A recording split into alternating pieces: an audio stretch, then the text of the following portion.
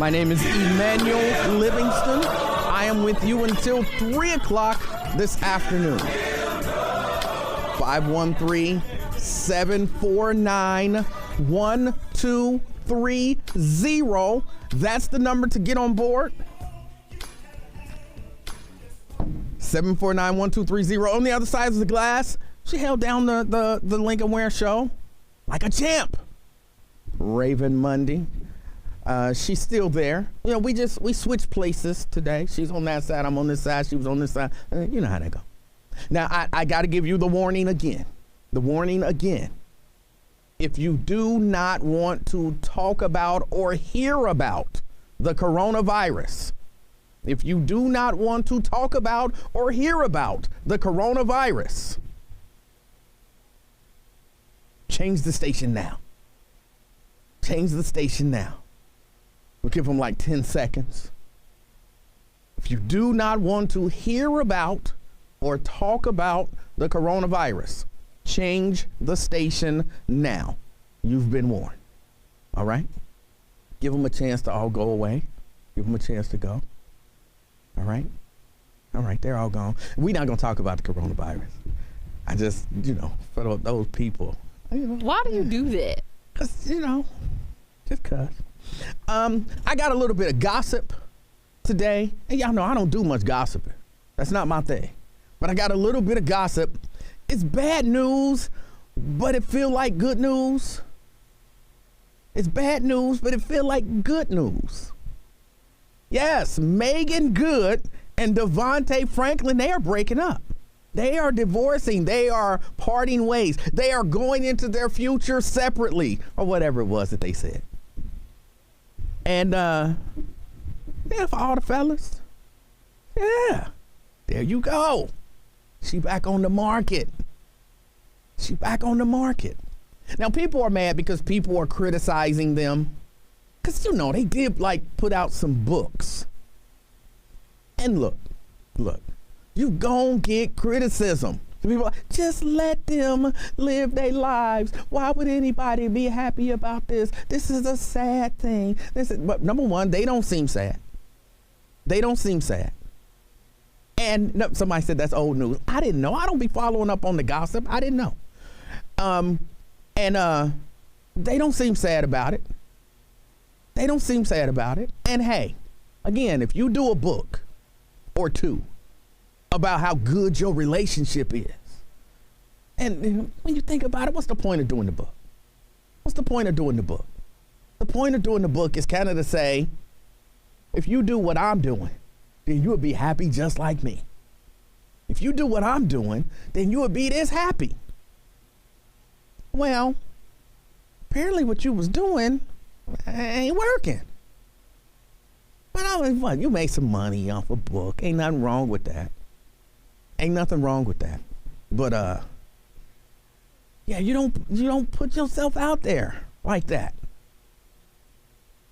When you become an expert at something, you're a relationship expert. So you're releasing books, and women, they eat that stuff up. Like Steve Harvey's book. Men wasn't checking that book out like, oh, that's Steve Harvey. I got to see what he's saying. Nah, that was women. That was women. These books, okay, I didn't hear a whole lot about them, but guaranteed there was women out there reading them books. Oh, what is Megan doing? I'm going to do what they doing because they're working, and it looks so good. Well, that might get you 9 years. That's about it. That's about all it'll get you. It's about 9 years. And that 9 years is a good run, I guess. Unless you claiming, forever. 9 years is a long way from forever. Long way from forever. But look, I wish them both the best. I don't know him. I've seen Megan Good. And Megan Good, So, hey, if you out there and you looking for somebody, and I guess if you're a preacher, you think she'd get with another preacher. Could you? Okay, I'm gonna just leave that alone. If you out there, she's back on the market. She's back on the market. Also, Kim Potter. It looked like the jury might be a hung jury. They've gone back to the judge and they said to the judge, or they asked the judge, what do we do if we can't agree? What do we do if we can't agree? And the judge said, hey, let me read these instructions to y'all again. And basically he read the part where it said, be willing to let go of your beliefs, listen to other people, and if you understand that you're wrong, be willing to change. But don't change just to get along or just to get a verdict. He read them the instructions again. Of course, I paraphrased that. That was me paraphrasing. And they went back to it. They did ask the judge, like, can we remove the zip tie from her gun?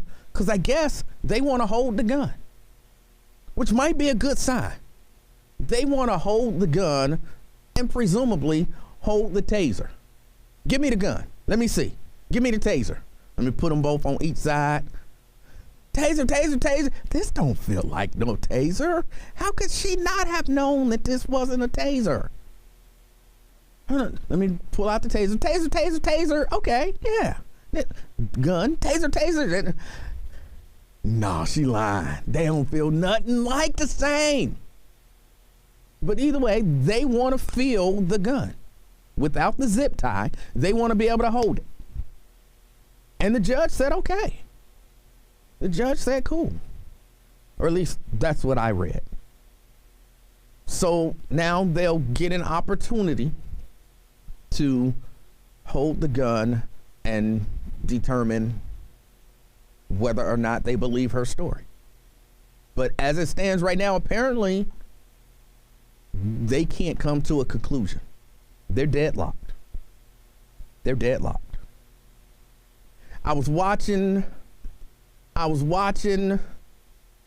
say it was Fox 19. And they were doing a story about a 16-year-old that's being bound over as an adult for participating in a murder. It wasn't a vengeance thing, which I might get to your little vengeance piece. A short. Because clearly we have very different definitions. Yeah, I might get to a really short response to your vengeance piece. But apparently this wasn't that. This was like a robbery. And I want to say, why are people trying to rob people? But, I mean, it's clear why people try to rob people. People want stuff. But see, there's a difference between I don't have anything. Like, I'm out here homeless. I'm hungry. I need to eat, have somewhere to sleep, and just the needs that a human has. There's a difference between that and I heard he got some money. Let's get it. That's different. That's different. So I don't know all the details about the case. They didn't go into all the details about the case. The mom was on television rightfully saying how much she missed her child. How much she missed her child. And that's reasonable. But on the other hand, there is a 16-year-old about to be tried as an adult for a murder. For a presumably premeditated murder. And that's, I don't know what we do about young people just determining that they're gonna be foul, just bad people. Of course I don't know what the answer was or is, but it hurt my feelings to think of a 16-year-old girl or boy, but for some reason it hurts me more to think of a 16-year-old girl participating in this life, getting caught and being tried for murder. But at the same time, of course it hurts my feelings to think A young man is dead because somebody wanted his stuff. Because somebody wanted his stuff. I don't have an answer for it. Just pointing out what I saw and how it makes me feel. And how gotta be something we can do. Gotta be something we can do. But I don't know what the something is. Let me get a break. I got a number of other stories that I want to get in here and just share my thoughts on. 513-749-1230. If you'd like to get on board and discuss anything, give me a call.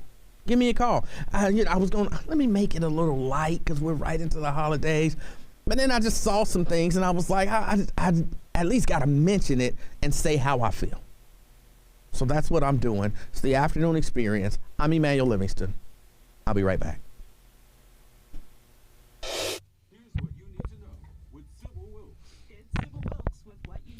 Good afternoon, people.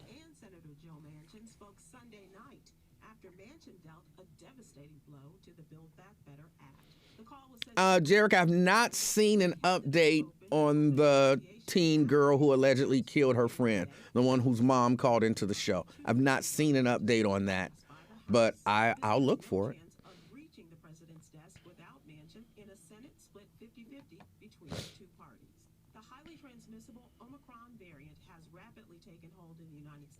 Glenn says there are things called jail for people like that, unfortunately. Yeah.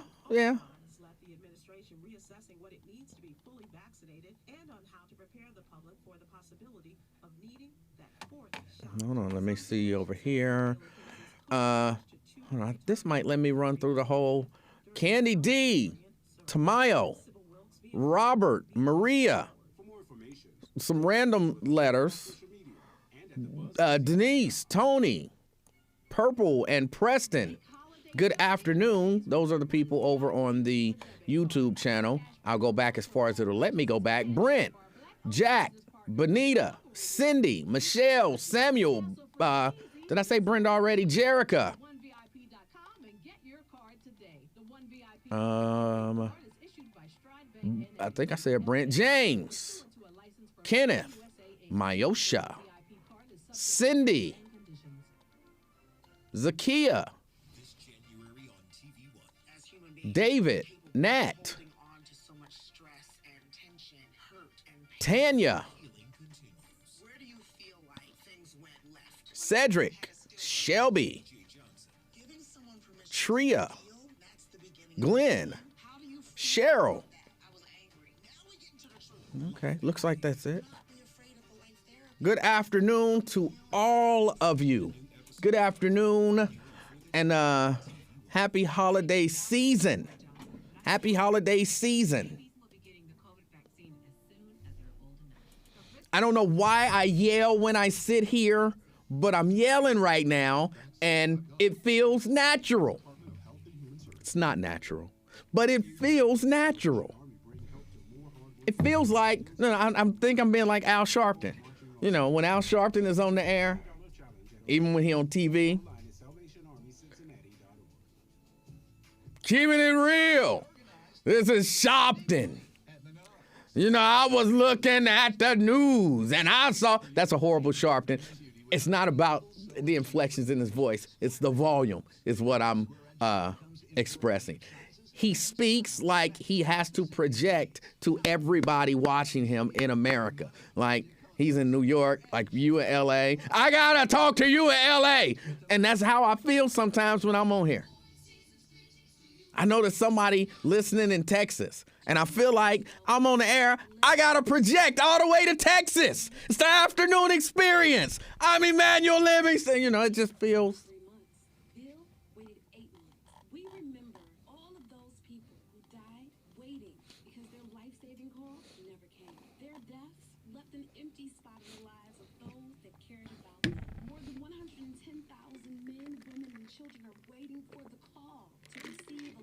Water.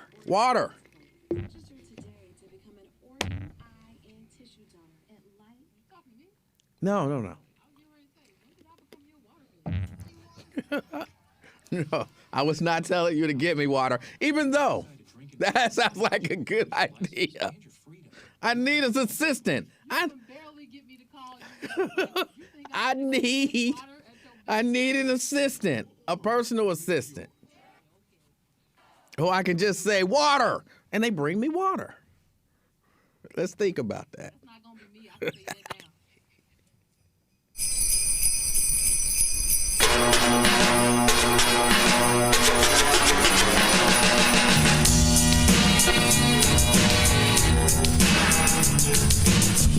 Minutes after.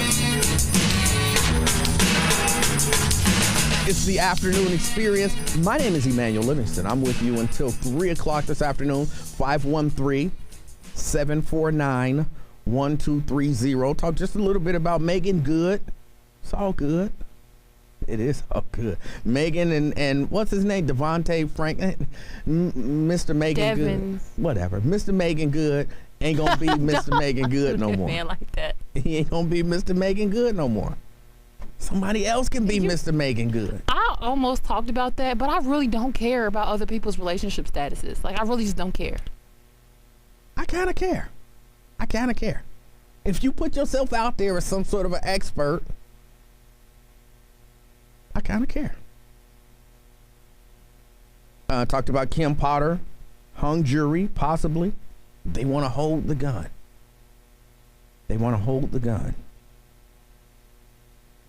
Also, there's this story that I saw where this group of Texas teens dressed up as the KKK on Halloween and stunned a black guy, also a kid at the high school. Yeah, apparently, they thought it would be funny. So they dressed up in white sheets with the pointy hood and cut the eyes out, and they had tasers. And they cornered cornered might be, overdoing it, but they approached the black guy, and the black dude was like, chill. Hey, y'all chill, this ain't funny. And it was another girl who was apparently a white girl. She was recording it. And they surrounded him, and eventually they tasered him. And then he got real serious, like, chill. I'm thinking you should have been that serious at the beginning. But, you never know, I guess, what people are doing. You never know. They didn't get in trouble from the school. The school said, hey, it happened off school grounds. Nothing we can do. Go ahead and play football. Because they were football players. Go ahead to the game. Everything's fine. So what? You dressed up as the Klan and stunned a black guy. So what? You committed a hate crime. Just relax. They're just young boys. They have entire futures. Why would you want to ruin their entire future for one little mistake? And apparently the girl thought it was hilarious. Like, she was kind of directing them. Go around him. Get on that side. Don't do this. Don't get closer. I need to get y'all both in the shot. You know what I'm saying? She was directing them.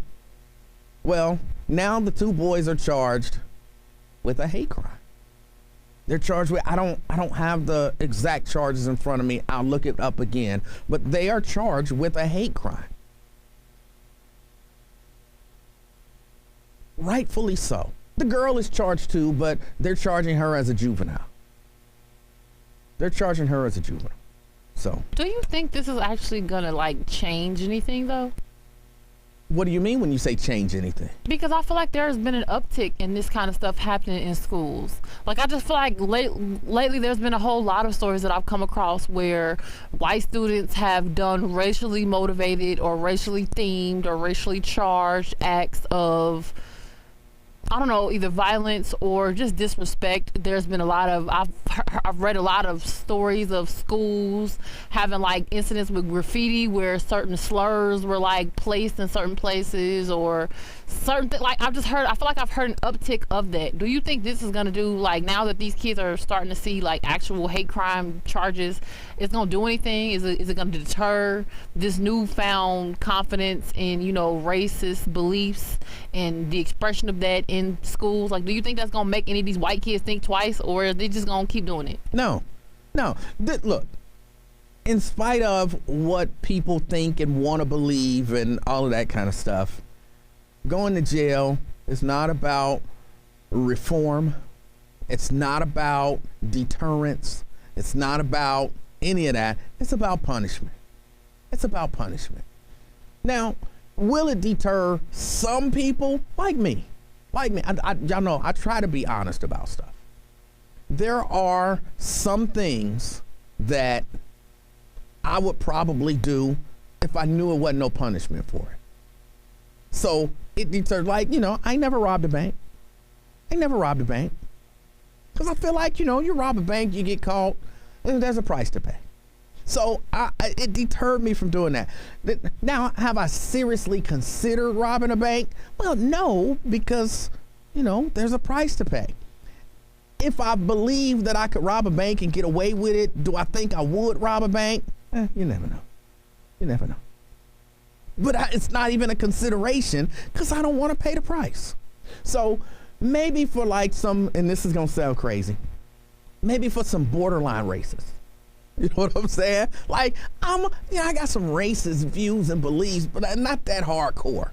Like, Christians who won't go to church. You know what I'm saying? You like a borderline Christian. Like, I kind of believe, but I ain't getting all that deep into it.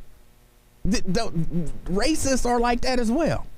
Like, look, I believe I'm better than them, but I'm not all that deep into it to join the group, get the tattoo, swastika. I'm not that deep into it. But I do hate them. For them, it's probably a deterrent. I'm not. Is it worth it? I can just hate them from here at home. I can hate them from home, and just that be that. Like, I don't have to show the world that I hate them. But that's the thing that you have, which is again, I hate that I'm doing this to you because you don't like to be joining me on these complex planes of thought. But what you just said, well, I can just hate them from home. It don't take no effort just to hate somebody. But but the way that white supremacy works, white supremacy and the hatred that is attached to it, it is not effective. It is not powerful unless it is enacted. It is not powerful unless it's weaponized. Well, it doesn't do anything or have any effect on anything around it unless you use it as a weapon. That's what I'm saying. You're asking whether or not these people being prosecuted with hate crime specifications will be a deterrent to somebody who's just like a casual white supremacist, or not even white supremacist, just a casual person who hates people of another race. It might deter them. They not that deep into it. But to somebody who that's what they gonna do. So I don't know. I'm not against it. Yeah, punish them. Charge them, convict them, punish them heavily. I'm sure they'll find a little gang in jail that they can join to go right along with their feelings and their thoughts. Which kind of defeats the purpose, because now you've taken this very hateful person, this very ignorant person, and put them in a position where they have probably no other choice but to align themselves with somebody who probably is doubly as hateful and ignorant because of the environment that they're in, because they find power within that structure because of their belief. Like, that is so backwards. It's so backwards. Now, if you go to jail when you join a white supremacist group and it radicalizes you, you were already radical. You were already radical. You were just keeping it under wraps. Do you believe that? If you are running around in KKK robes tasing black people, yes! Yes, I don't know you if I are consider already that radical anymore. I feel like that's just some stuff that, again, some young white teenagers do because they know that it's disrespectful and because they find disrespectful stuff to be funny. Like, I don't, like, that's what I'm saying. That's why I understand your concept of, okay, it's going to be people who do that stuff just because they going to do that. That's always what they going to do. And then it's the rest of these people who just do it because, it's a fun thing to do on a Saturday night. Like, racism is like an activity that they do on the weekends because it's fun and they can do it and they can get away with it. I feel like that's not radical. That's just, again, a dumb, ignorant teenager who's been raised in a household where racism or casual racism or occasional racism is just like a thing. Not necessarily radicalized, but it happens. Maybe they took some Ambien or something like that. It has that effect on white people. Apparently. Some of them. So you never know. Apparently, when you take a sedative, it brings out your urge to say the N-word. Let me get this break in here. It's the afternoon experience. Blade and Twin, I'm coming to you. 513-749-1230. That's the number to get on board. I'm Emanuel Livingston, and I will be right back. 12:30.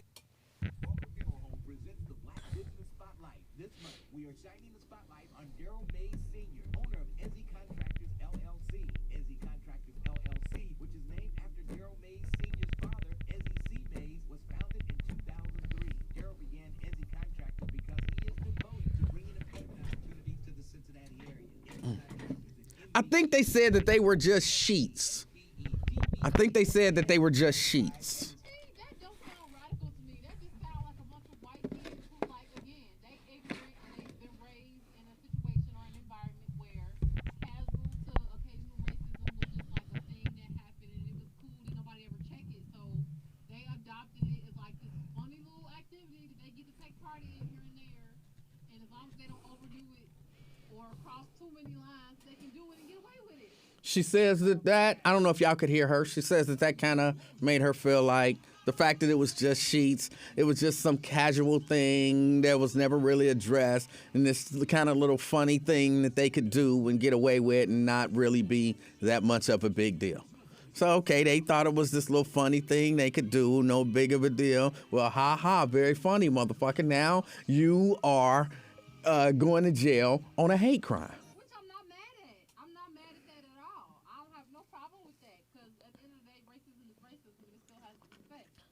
I'm sorry, I just used a bad word. I just used a bad word. Yeah. I said the MF word. You might be rubbing off on me. What? I apologize. I apologize. Don't do that. Don't act like you don't be letting them rip. That ain't got nothing to do with me. February 11th in the Heritage Bank Center. Known for excellence, trusted for value, Walker Funeral Home. Expanded with 4 convenient locations to better serve your family. Let Walker help you create a unique, meaningful service for your loved one. Walker services are second to none, including advanced funeral planning and very affordable cremation services. Peace of mind, award-winning services, compassionate staff, and affordable. Call today, 513-251-6200. That's 513-251-6200. Walker Funeral Home, known for excellence and trusted for value. The IRS finally caught up with Louie. I hadn't paid my taxes in 8 years. I owe the IRS a lot of money. Louie was in deep trouble. We're going to take your house, put a lien on your bank account, garnish your pay. They don't care. They're going to take your paycheck. Louie found out about Optima Tax Relief, the leading tax resolution firm. A-plus rated by the Better Business Bureau, they've resolved over $1 billion for their clients. Optima Tax, they help me, they calm me down. They make me feel comfortable and I trust them. Louie has a lot to be thankful for. I don't owe the IRS anymore and I'm able to live a comfortable life, a lot better life. It was because of Optima Tax. For tax help you can trust, call Optima now for a free consultation. Take it from Louie. If you owe the IRS, don't go it alone. Give Optima Tax a call. They can help you. Call 800-569-4435. 800-569-4435. 800-569-4435. Optima Tax Relief. Testimonial from an actual client. Some restrictions apply. For complete details, please visit OptimaTaxRelief.com. Finding care and resources for yourself or an older loved one can be complicated. Council on Aging is here to help. For 50 years, we've been providing unbiased answers, advice, and resources to help older adults live with dignity and independence. We can help you understand all your options for care. Call Council on Aging at 513-721-1025 or visit www.help4seniors.org. That's help. Vernon, I don't know what that means, what you posted. I'm assuming you were talking that. I don't know what you could have said. And you wasn't talking it. Let me tell you, I'm tired of y'all saying that it was voice to text that messed stuff up. Voice to text don't accidentally make something all capitals. You typed that with your own fingers. Not that you said that you did a voice text, but I feel like you would have. What's Emanuel Livingston, another unvaccinated dead driver? That's 2. He was trying to say, what's up, Emanuel Livingston, another dead vaccinated driver? That's 2 names. So basically, somebody else who was vaccinated died from COVID. 200 food banks. Who was a driver that he probably knows. Take us with you wherever you go. Download the Buzz app for your smartphone today. For details, go to thebuzzcity.com.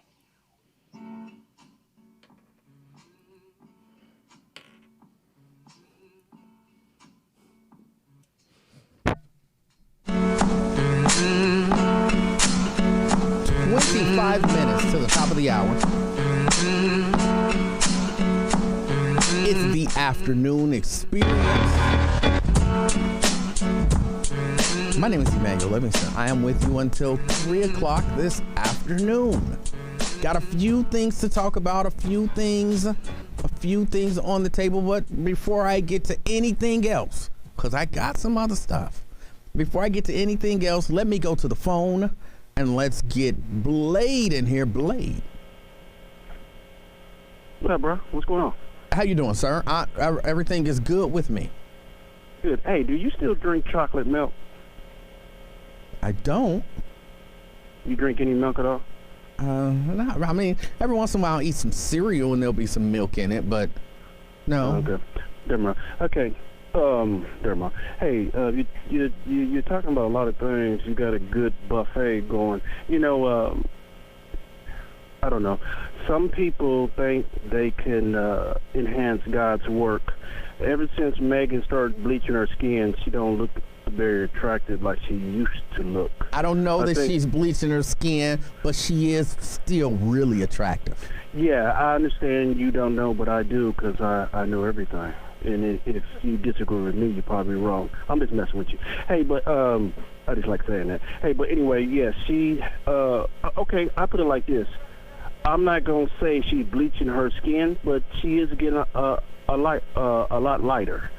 So I don't know. To me, when God make you that natural color, I think that's the color you should be born with and die with. I mean, she don't look like the Megan Good that the Megan Good was in the other movies. And the preacher had no business marrying a worldly woman like that anyway. So that's on him. I know everybody thinks they can tell God what to do, but if you could tell God what to do, that's not the creator that I know. You know, because when he married her, the congregation had a big, you know, telling him about it, but he put his congregation in check, say, hey, Megan was his first lady. Hey, I'd have put him in check too for Megan. Please, you gonna say what y'all want to say. So yeah, I understand. That's how Adam fell, because he turned his back from God. Well, read the Bible. I think a lot of people interpret the Bible because they don't have the spiritual eye of God, and they bring the interpretation so low that I think that's what you're doing. Nowhere in the Bible was there a congregation telling Adam, "Don't get with Eve." No. He listened to Eve. He disobeyed God. He listened to Eve, and Eve listened to Satan. And that's where everybody listens. A lot of people listen to Satan. Hey, but anyway, you said something yesterday, and you even heard it. We need to investigate the child care and raising that Shelly with her 15-year-old child, because psychologically I think she's abusing that child, because she called in and confessed to you that she's frustrated and really don't like black people. She tried to get the young man killed when she told you about that story. That's how I read through it. Even though it sounded like she was lying, It sounded like she was taking her frustration out because the baby daddy left her, and she's bitter that she has to raise that child, because she always called and let us know that he's special needs.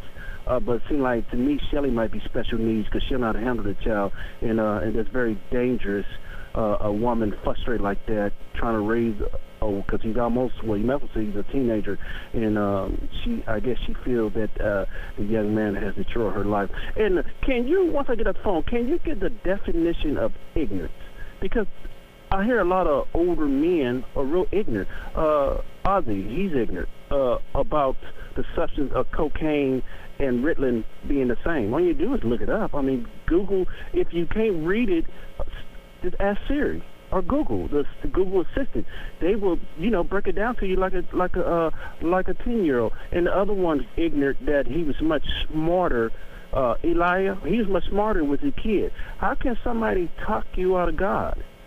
And you're calling in and thinking you're talking people about God. How can you go against Jesus? All right. How could they go against Jesus? Salvation. He's the only salvation there is. All right. He's very ignorant. All right. He's very ignorant. All right. Out, bro. All right. I was waiting for the peace out. I was going to have to say it if he didn't say it, but he said I'm still trying to wrap my head around the fact that a vampire truly believes in Jesus with all his undead heart. I'm trying to figure out how to wrap my head around that. He plays a vampire on the radio. Not according to him. 513-749-1230. Twin. Man, you hear me holding on for that clown, man. It's long, man. What are you saying about Raven's skin? That it's getting darker? Megan Good. Oh, Megan Good. I thought he said Raven. I'm like, what is he talking about? Yeah, no. Yeah, he's saying he believes that Megan Good is bleaching her skin. Man, that dude a clown, man. I trip about that dude every time. Hey, with this Kim Carter, whatever her name, this little so-called police officer. Man, hey, listen, man. Hey, man, if you got 26 years on a vet, you're a vet. 26 years in the service, man. Hold on, hold on, Twin. I'm having a hard time understanding what you're saying. Are you on a speaker or Bluetooth? The police officer, man, that was in jail now. What's her name? Kim Potter or something like that? Kim Potter. Yeah, her. Well, anyway, if you 26, what you say? 26 years on the force, something like that. I don't remember the number of years. But all right, if you got 26 years on the force, how can you, how can you mislead that a taser from a gun and everything? I mean, well, that is the nature of a mistake. A mistake is something that you shouldn't do, that you don't normally do, that you accidentally do, but you kind of should know better. That's what a mistake is. But I'm pretty sure, man, that she do some type of training course for people like rookies coming in. I'm pretty sure she go through something like that. No, I think at the time she was training people. Like literally when she said taser, taser, taser, she was a training officer. She was training. That's crazy. Ain't no way in hell you can mistake a taser from a gun or whatever. Ain't no way. And she thought she had a taser. But she put if I already seen the difference and stuff and felt the way how it is, a gun weigh more than a taser or whatever. Well, but the other option, which I guess is what you're suggesting, she didn't accidentally, she just intentionally said, I want to kill this guy, so let me shoot him. That's what you're suggesting. No, I'm not suggesting that. But but anytime you go to an officer, they tasers what? On the left side, right? I don't know. And most of the time they taser on the left and their gun is on the right. Vice versa. If you left-handed or you right-handed, you go reverse the opposite. Right, but Twin, understand what I'm saying is, if you're saying you can't make that mistake, that is not a mistake that someone can make, then Twin, you are saying she intentionally pulled her gun and point blank range shot that boy in the chest. So you said so you're saying she went with full intent to kill Dante Wright at that moment. Yeah. Okay. I believe premeditated murder, whatever. She knew what she was doing. You cannot do that, man. That's like me. If I come arrest you, you got your gun out or whatever. You point the gun at me. You think I'm about to take my taser out? No, I'm about to shoot you with my gun. I ain't about to mistake me. You got a gun and I got a gun too. I'm not about, oh man, I got the taser. I'm supposed to get my gun. Come on, man. I'm going with you with my guns drawn and everything. That's premeditated. They should have either with manslaughter or first degree. She knew what she was doing, man. You cannot mistake man, this kind of light.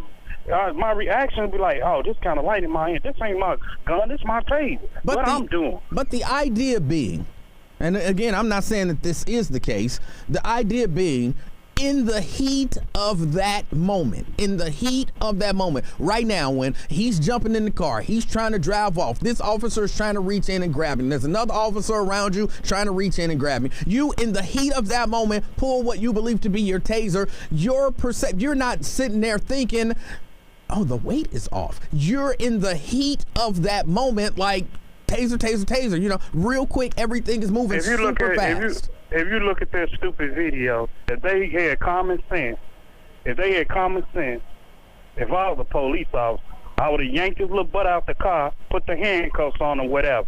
You wouldn't even give him a chance to move or anything, just like they used to do me. Hey, get on the corner. They jump out the car. You think I'm about to take off run? Only time I'll take off running if I got a pack on me or something like that. I'm not just outrun them. No, it's stupid or whatever. But if you got them surrounding you, hey, man, here go the keys. What I ain't going nowhere type mode. But he had a bogus and misdemeanor. Now you got 6 feet in the ground, dude, and stuff. But still, it was mistakenly that she it ain't mistaken, but she willingly looked like it. From here is manslaughter, man. And what's so hard to figure? Hey, we gotta let's use the gun or whatever. Which one is lighter? Which one is heavier? Man, she guilty. What verdict y'all? What other timeout y'all need for this? She guilty, man. All right. Manslaughter all the way. And that young boy, what he charged with? 16-year-old murder too for robbery. The little 16 you was talking about earlier. Oh, the 16-year-old girl. I'm not 100% sure. Well, she deserved it then. You live by the sword, you die by the sword. You up there robbing people, and that's the time of the year, man. What they be getting down around Thanksgiving, Christmas, trying to make a come up and stuff. So you deserve what you do, man. You live by the sword, you die by the sword. You just can't go out robbing people and think it's cute. Well, my daughter's son was an A honor roll. But yeah, your little retarded little son or daughter on Snapchat the day before. Snap his you pictures. can't say that word. Man, well, I'm sorry. But that's how people, I'm sorry, Ray, but that's how people look at, well, they was an honor roll student, man, come on, man. But look at them on Snapchat and Facebook. Look what they did the day before and prior to them doing it, or whatever. Then they all of a sudden honor roll where they mental now. They ain't take their medicine. Man, I'm not borrowing none of that no more. What they need is an ass whooping, man. That's what they need, and that's what's wrong with society now. Y'all messed around and took prayer out of school, and this what y'all get, government. Okay, hold on. Huh? Twin, let me ask you this question. What's up, man? Just an honest question. You lived a certain life for a while. Yeah. Would a whooping have stopped you? You think it? Yeah, it would have stopped me. So you never wait, hold on. Huh? What you talking about? So you never got a whooping when you was living the gang life? Yeah, I got a whooping. But you said a whooping would stop you. No, I'm just saying. I never really got. My mama didn't know what I was really doing. Right, I was gang banging. Right, but she didn't know what I was doing. I had to sneak and do what I had to do. Then eventually she called me and she said, like, no, but we moving. But you said a whooping was all that they needed. Nowadays, yeah. But it wouldn't have worked for you. No, yeah, it would have worked for me. Okay. What else? Okay. You, Twin. Yeah, thank you, Twin. Yeah. All right. But you know what? At the risk of like confusing you even more about what he means, I feel like I understand what he means, because I feel like a lot of my elders, a lot of y'all believe that it didn't take as much for y'all to know right from wrong as it does for some of these younger generations. And so because over time, like, y'all got very lax with the way that y'all raised y'all children, they believe that y'all don't whoop y'all kids at all no more. Like the younger generation of parents don't whoop their kids at all no more. There's no discipline happening in home, period. And so because y'all grew up at a time where discipline was like a regular thing in the home, y'all believe that it would have had to take more than just your average like whooping, like to correct you. But with these kids, because they don't know nothing about discipline, maybe all it takes is just a beat down. And maybe because they've never been properly quote unquote disciplined before, that maybe all it really does take is a beat down, and they might actually like be able to get back in line. I think that's what a lot of elders think. Because kids in general That's not what he was. enough. That's not what he said. That's not what he was saying. He said they need a whooping, and I asked him about him getting a whooping, and he said, yeah, he got whoopings, but he was still living that gang life. So apparently, getting a whooping don't stop you from doing dirt. But that's what I'm saying. The way he was talking, it was like he felt like, yeah, he got a whooping, but it didn't stop him because his mama didn't know enough. Like he was, and that's what I'm saying. A lot of elders, when they talk about these young people, a whooping. I don't care if you know what I'm doing. If you giving me a whooping, you giving me a whooping, and I don't want the whooping, so I'm gonna stop doing the stuff that I'm doing. If whooping stops bad actions. But that's what I'm saying. A lot of elders believe that like they were smarter kids, they were slicker kids, but also in being slicker, they were more respectful kids, and so the stuff that they got away with was like justified because it was like we're smarter, we're better. I'm late for. Let me get this break in here. It's the afternoon experience. I'm Emanuel Livingston. I'll be right back. In case you missed the Russ Parr Morning Show, here's what you missed. It's time for Russ Parr's Everyday Grocery Giveaway. Hi, who's this?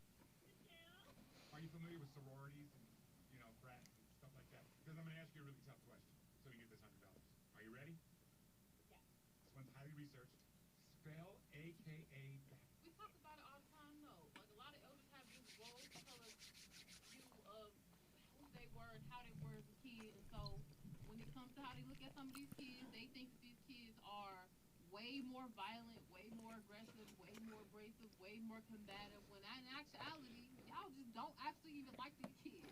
Y'all just don't like these kids. Y'all don't like kids in general. Because when you was growing up, the adults in your life made you feel like they didn't like you either. I think you're reading way too much into what he said.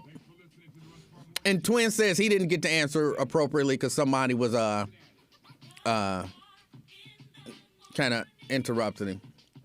But the point, of course, that I was making is you can't say these kids out here doing bad stuff, all they need is a whooping. That suggests if they get a whooping, they'll stop doing the bad stuff that they're doing.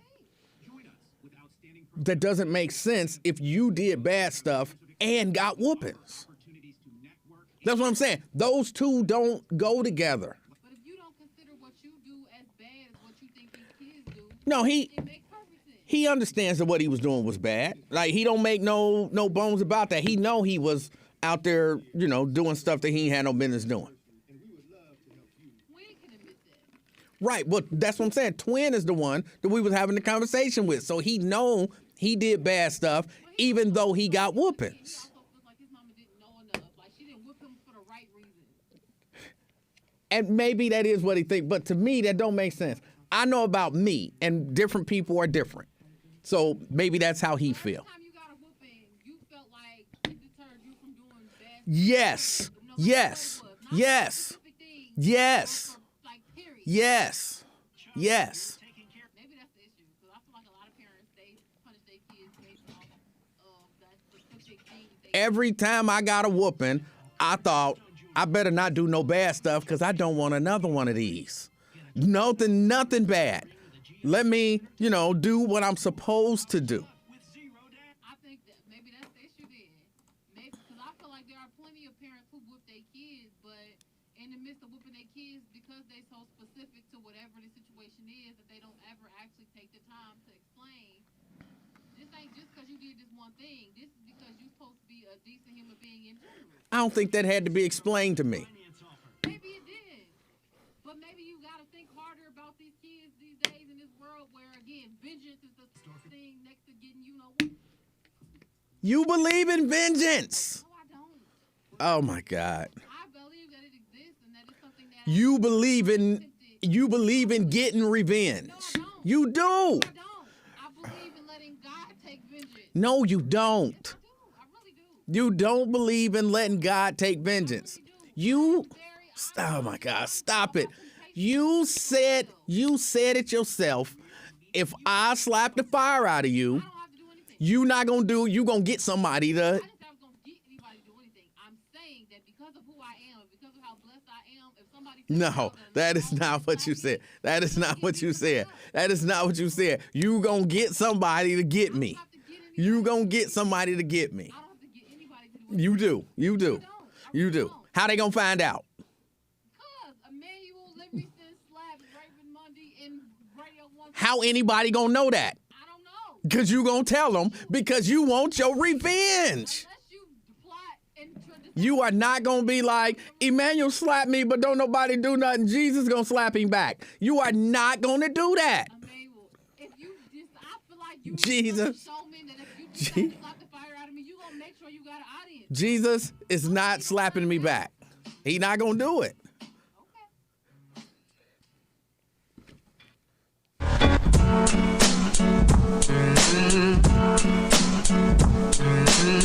5 minutes till the top of the hour. The afternoon experience. I almost said the old frequency that we're not anymore. It's the afternoon experience. I'm Emanuel Livingston. I'm with you until 3 o'clock this afternoon. 513-749-1230 is the number to get on board. All right. Let's go to Hebrew Israelite Church for a few minutes. Elijah. Oh, that was interesting, Emmanuel. I never heard put in such a heathen way. Well, there you go. Hey, Church. I get my heathen on, bro. Oh, really? Well, you know, your Creator said don't practice the ways of the heathen. Because they called you to go backward and they retard you. I'm not practicing. I've perfected it. Okay, then, you know, you can make mockery, but only a fool would do that because this thing is real. I've been called a fool. Emmanuel, check this out. I want to say this first. I considered it, and this coming Sabbath, the 7th day, is going to be Christmas Day.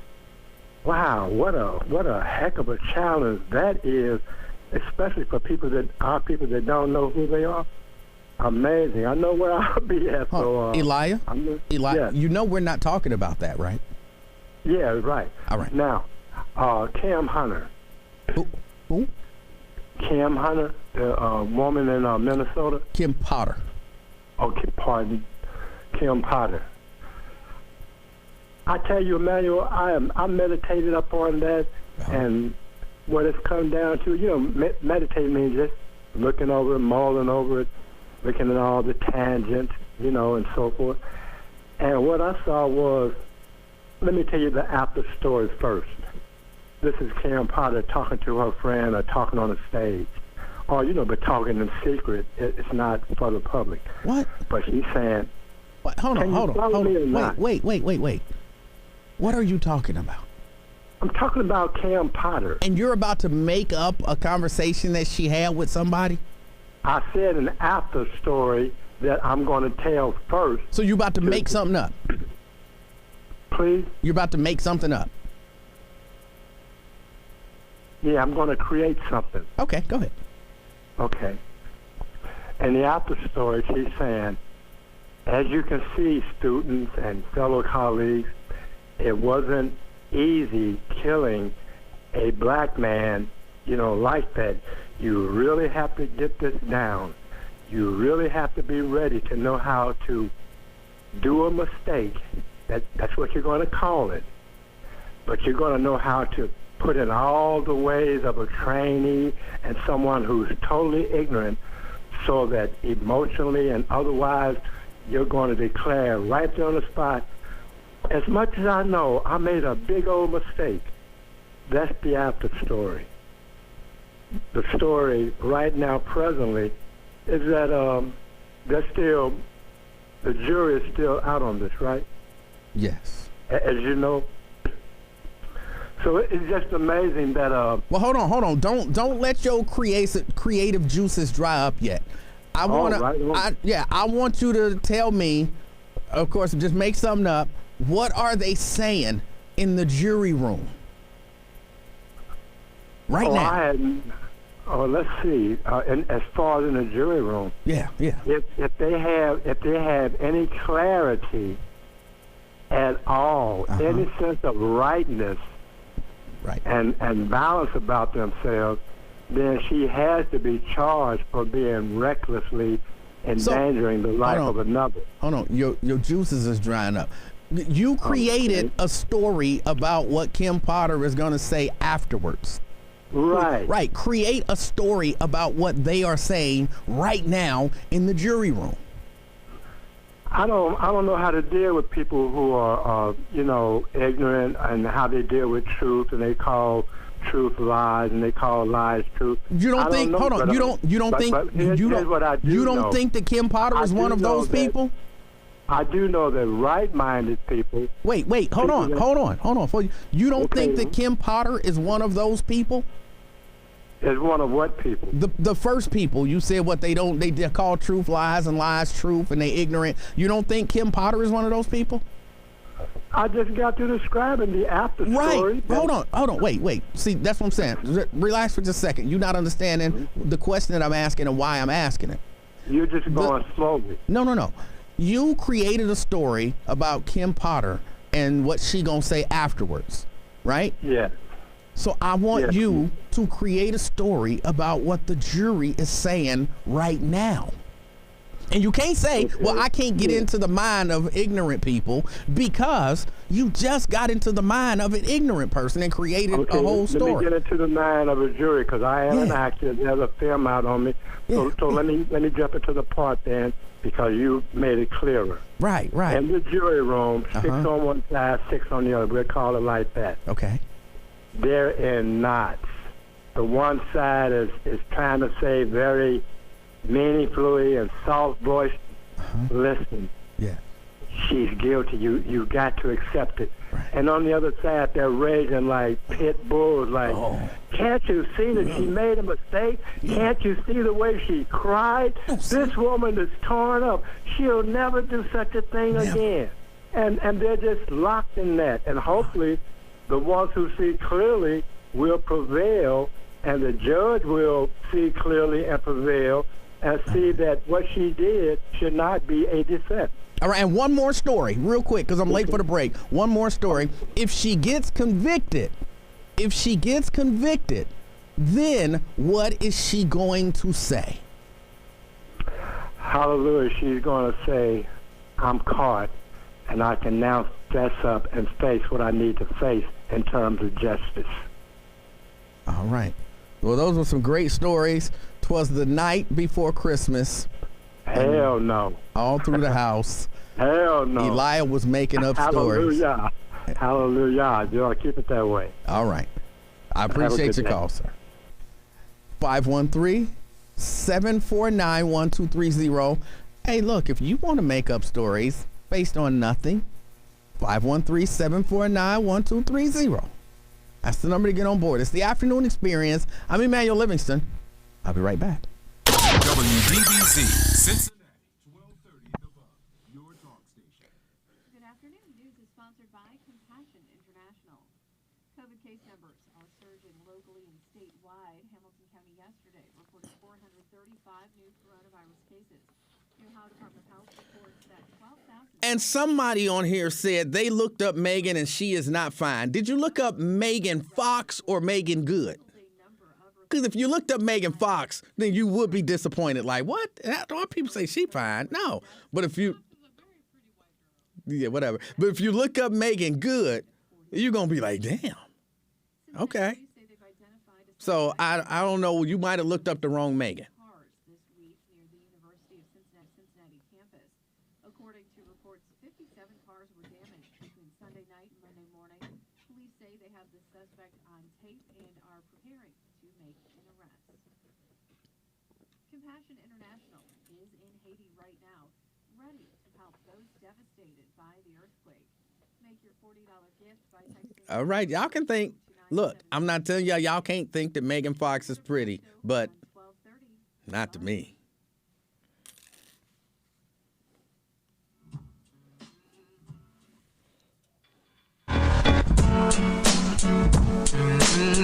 Four minutes after. It's the Afternoon Experience. My name is Emanuel Livingston. I'm with you until 3 o'clock. 513-749-1230. That is the number to get on board. Oh, hold on. I said that the show would end at 2:30 today because of the Miami Redhawks football game, but that's tomorrow. That's tomorrow. I had my dates off. I don't know why I thought today was the 23rd. So tomorrow Tomorrow the show ends early. Today, you get the whole thing. You get the whole thing. And you can't beat that. 513-749-1230. Got a few topics on the table that we're discussing, but also people still snatching kids. People are still snatching kids.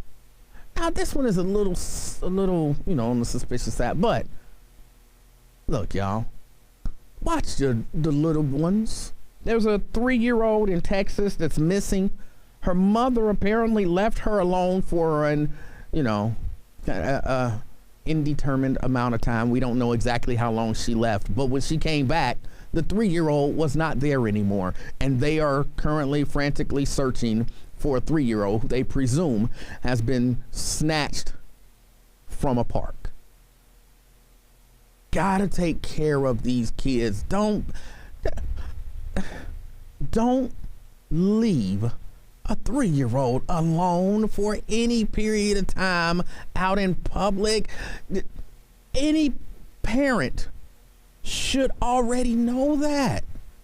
You can't be like, oh, she's over there, she's playing on the little gym, I'm gonna walk to the store and I'll be back. But no, you can't do that. People are still snatching kids, but kids, the kid might have been like, mama wandered off, and the kid might have gone to find the mama, and then the kid is just lost somewhere. Come on, y'all. We gotta do better. And when I say we, I don't mean black people. I mean we parents, grandparents, caretakers of young children. It's our job to protect them. They stupid. Okay, maybe not stupid. They're ignorant. They don't know anything. They're ignorant. They don't know. You gotta think for them to a large degree. Teach them how to think. Teach them what to think. And you definitely got to be there to protect them. When I was growing up, I remember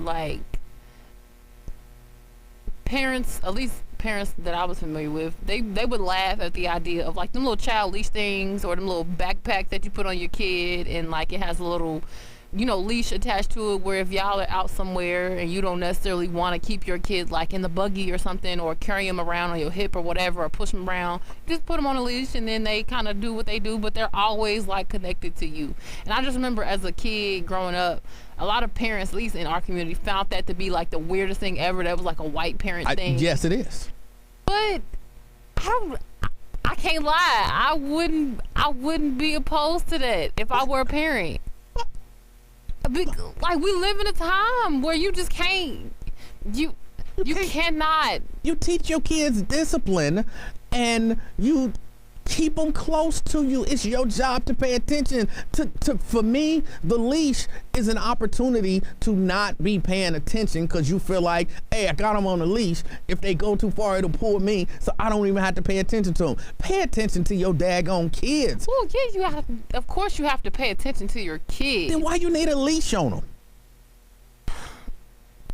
I just feel like it's that, maybe it's just that extra protection. Maybe it's just that knowing that you literally cannot leave the couple of feet that are attached to this. There's no way you can leave this area or this area around me, because some of these new kids, they are just very unafraid. They have no fear.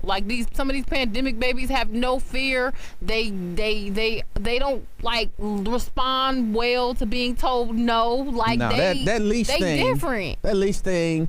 That I don't want to say it's a white people thing, because I don't know that. I'm sure I know a lot of white people who would never dream of putting their kid on a daggone leash. But no, don't be putting your kid on no leash. Just pay attention to your kid, and if you gotta keep them super close, hold their hand.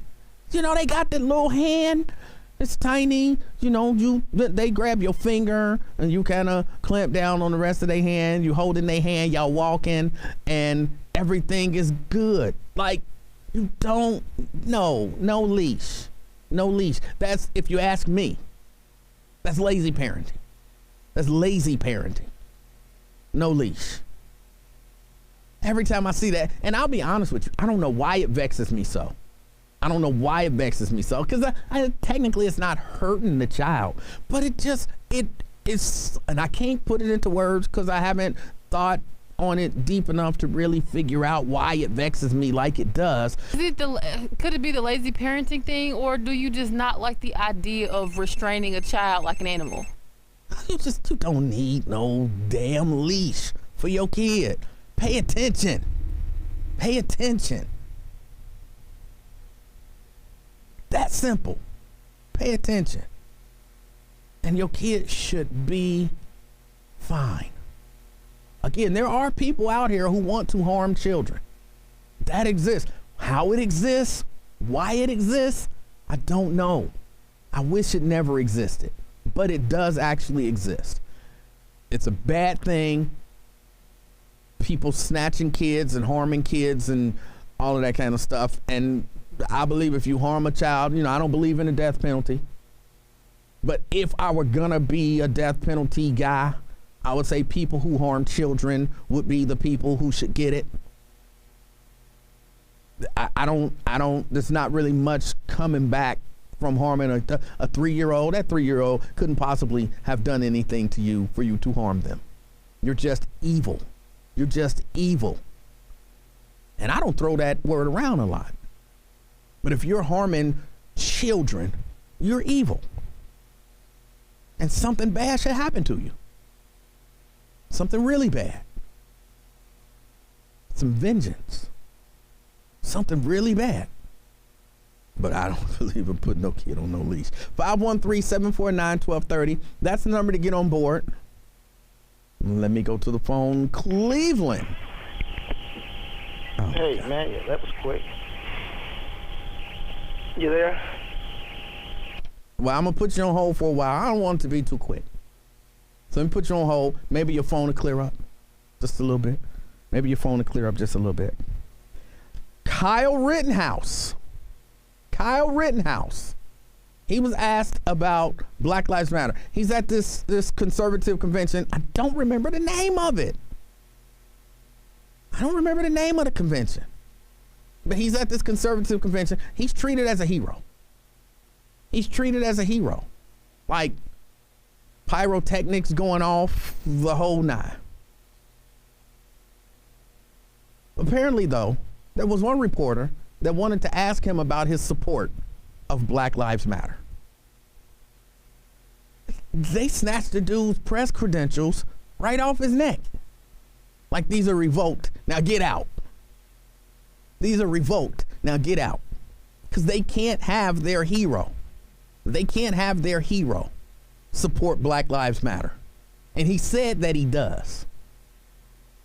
So, I don't know. I don't want to say something, the America Fest, okay? Thank you. There is something going on with these conservatives. I'm not saying that they've changed. They haven't changed. But there are even conservatives now looking at this, saying, why are we celebrating Kyle Rittenhouse? Like, that makes us look bad. Like, what's the I don't want to call her crazy, but she's not crazy. But she's a Caucasian woman, blonde hair, always saying stupid stuff. That could describe a lot of them. Tommy Lauren, that's her name. When Tommy Lauren is like, why are we celebrating Kyle Rittenhouse?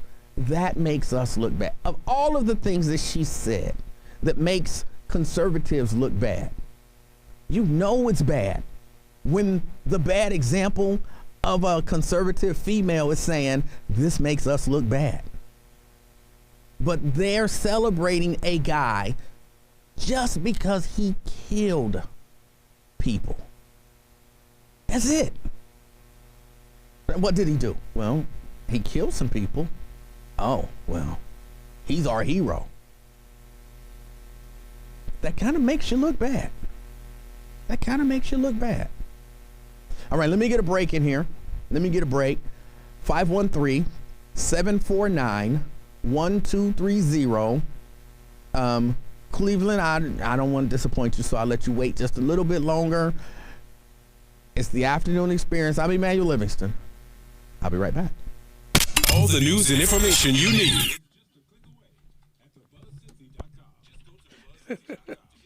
I hate when people say stuff like, oh, so quick. Like you're disappointed that I went on ahead and got to you as soon as you got up there. I'll go to somebody else. You can wait.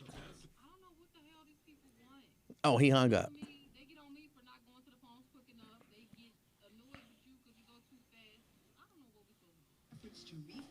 He hung up. And I really wanted to get to that horrible phone. But we'll get Ralph in. Only about 3% of that $1.3 trillion circulates back to the black community. So let's try it again. Each week we will identify 3 black-owned... Purple Pro says, I know of 3 brothers who would sneak out the house in the middle of the night when they were toddlers. In the 50s, this wasn't a chargeable offense. All right. 513 dude says, putting a leash on a kid is trifling as you know what. King Enterprises, creative multicultural marketing, events and pop-ups. KingEnterprises.com. The reality is that there is no better time. Preston says refined sugar is 5 times more addictive than cocaine. I don't know if that's true. And even how does one measure that? I don't know. B-Rab says, Raven, don't put a leash on your child.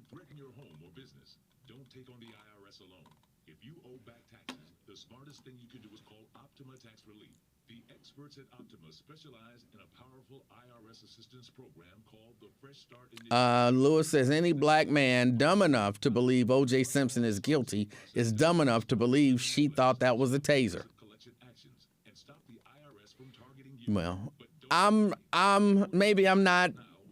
somewhere in between dumb enough and just regular dumb. Because I kind of believe O.J. probably did it. At the same time, I believe he should have been found not guilty because I believe that some bad stuff, some dirty stuff was done in an attempt to frame him. So I'm somewhere between dumb and dumb enough. Finding care and resources for yourself or an older loved one can be complicated. Council on Aging is here to help. For 50 years, we've been providing unbiased answers, advice, and resources to help older adults live with dignity and independence. We can help you understand all your options for care. Call Council on Aging at 513-721-1025 or visit www.help4seniors.org. That's help4seniors.org. The demands that others place on our time and energy can be great.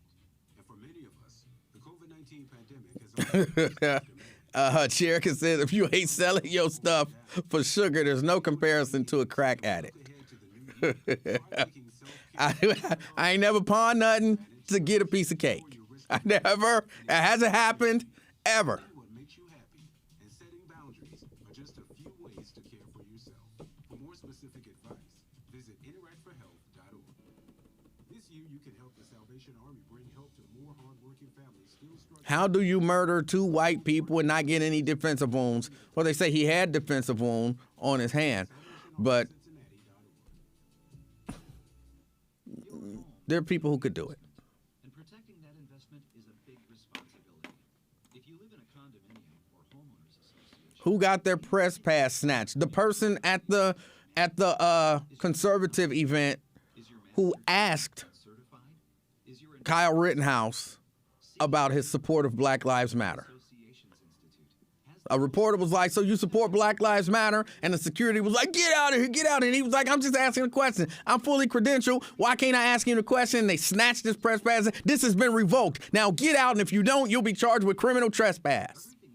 to build a great community.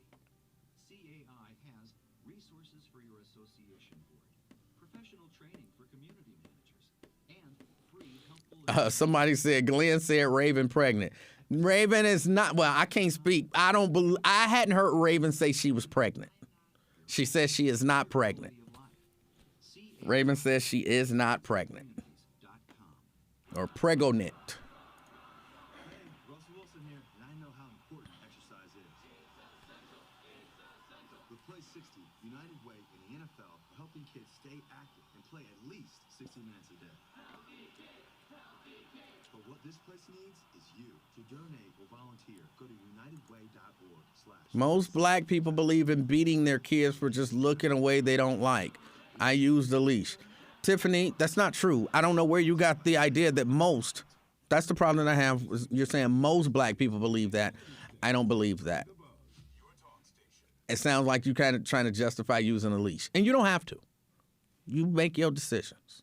But don't bash all black people because that's the decision you made.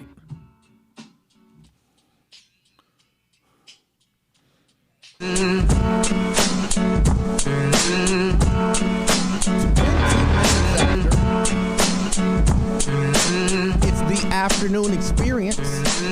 My name is Emanuel Livingston. I am with you until 3 o'clock this afternoon, 513-749-1230. That's the number to get on board. Got a few things out here on the table. And I'm taking your call about it. I don't know how we got on to putting leashes on kids. I don't know how we got into that, but it's something that I would not have done.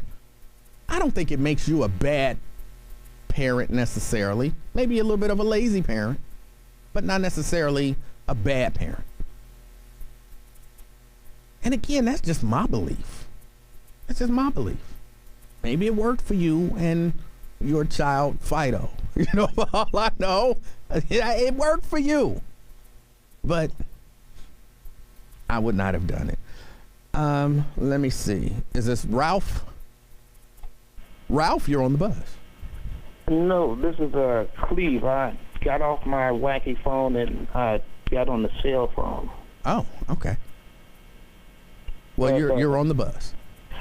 Okay, yeah, I want to talk a little bit about Kim Potter, but first I appreciate Blade's psychoanalysis of people. He always talk about me, but I think he tries to play more of a psychiatrist or whatever than I do. But are you there? Yes, I'm here. Okay. I'm sorry I didn't laugh. No. I wasn't expecting to laugh. It just went dead all of a sudden. Call listening. And really wasn't meant to be funny because it's just because he's ridiculous. But anyway, also John had called a couple of days ago. Is so concerned about what's going on between you and me. We're men, and for another man to be that concerned about two other men that he doesn't even know, that's a little suspicious. But to John, if you don't know the backdrop or what's going on with something, sometimes it's just best to be quiet, shut your mouth. Heck, I don't even know the backdrop of what's going on with it, so, you know. Well, you know what, I'll give you credit because I think you do, but you play it up. And I think you understand that people like, there are a handful of callers and listeners who are kind of gullible. I might even say a little slow, like John. And please. And don't stop to think that, well, wow, this guy kind of comes off a certain way. Maybe something happened. What happened? But he doesn't think like that. But anyway. What the heck? So, but, John's John and, all right, but what you really called about? Well, that was part of it. But anyway, Kim Potter. I agree with Twin. That was murder. Just flat murder. And so you don't believe that in any way, shape, or form there was a mistake. You believe she went into the situation and said, I'm going to kill this dude. Well, let me ask you this. Historically, have racist people valued black lives at all? I mean, a lot of racist people. Have they completely devalued black lives? I'll say sure. Right. So racism and that feeling, that hatred is powerful, man. I mean, all you have to do. Again, so you believe she went into the situation, she said, hey, this is a black man, let me kill him. No, I think like a lot of the other people who, I'm not even going to call it hate, white people who, it's beyond hate, but feel that way about people of color, particularly black people, they wait for opportunities. They wait for opportunities. And so you believe she was like, just out minding her own business, training people, and she saw this thing and she said, "Ooh, I can kill him and get away with it." No, I don't think it was spontaneous. I think that's been her mindset, and maybe I don't know when she got it in her mind to necessarily do it, but I think that at some point in time she figured there'd be an opportunity, and then she would do it, just like Ray Tenzing. So you believe she had kind of thought of this her whole career, Yeah. and then at that point she said, "This is my chance. I'm gonna kill this one." No, I don't know about her whole thing. What? Yeah, I don't know. Look, hold on, stop, Cleveland. Look, if you're saying you believe it was intentional, premeditated, yeah, right, but then every scenario where I give you where it points to being premeditated, you say no, then you don't actually believe it was premeditated. Let me give you an example. Maybe you'll understand this. And I'm not going to insult you. I started to say something about me thinking you being brighter than that. Yeah, I despise a certain type of white people. I despise them. And some I love, like a brother or a sister. But certain types of white people I despise. So with me, my mindset is to catch one of them. I'm a little older now, so I don't know if I'd be able to dust one off. But my whole mindset was if I ever run into one, I was going to put him in the hospital. I'm going to try to beat him bad enough to put him in the hospital. That's how much I despise him. But fortunately for me, and I guess fortunately for that particular white person who would feel that way, that opportunity never presented itself. So that was my mindset. And that's what I'm saying about them. I think a lot of them, they just wait for opportunities. That's how intense that hatred is. So Cleveland, so you believe she had been walking around with this intention, and then at that moment she said, yeah, this is my opportunity. I'm about to kill this one. Yes, in a word, yes. All right, there you go. Don't be ashamed to say it. Just say it. No, you kind of dramatize it, so I don't know if you're being sarcastic or whatever. You have a tendency to be sarcastic. Okay. So, but yeah, in a word, yeah.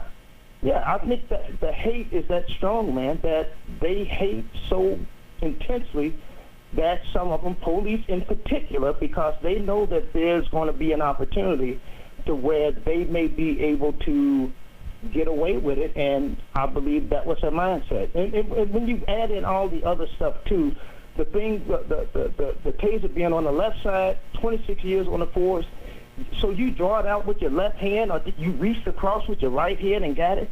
I mean, the weight, the appearance, the color, all that's different. All right. So, yeah, under no circumstances, in my mind, was it accidental. I believe it was purely intentional. All right. I appreciate your call. All right, thank you. All right. He believes it was intentional. It was hard to get him to say that plainly, but he believes it was intentional. Because again, if you're saying you believe it's intentional, you're saying at some point she made the decision to kill him. That's what you're saying. I was like, just say it. So, I think it was intentional. So she said, I'm going to kill him. Well, no, but I think it was intentional. So you think she set out to kill him? No, but it was intentional. So when she pulled the gun on him, you think she wanted to kill him? No. Do you know what intentional means? All right. 513-749-1230. That's the number to get on board. I'm Emanuel Livingston. This is the afternoon experience. I'll be right back. 101.5 The Buzz, connecting you to information and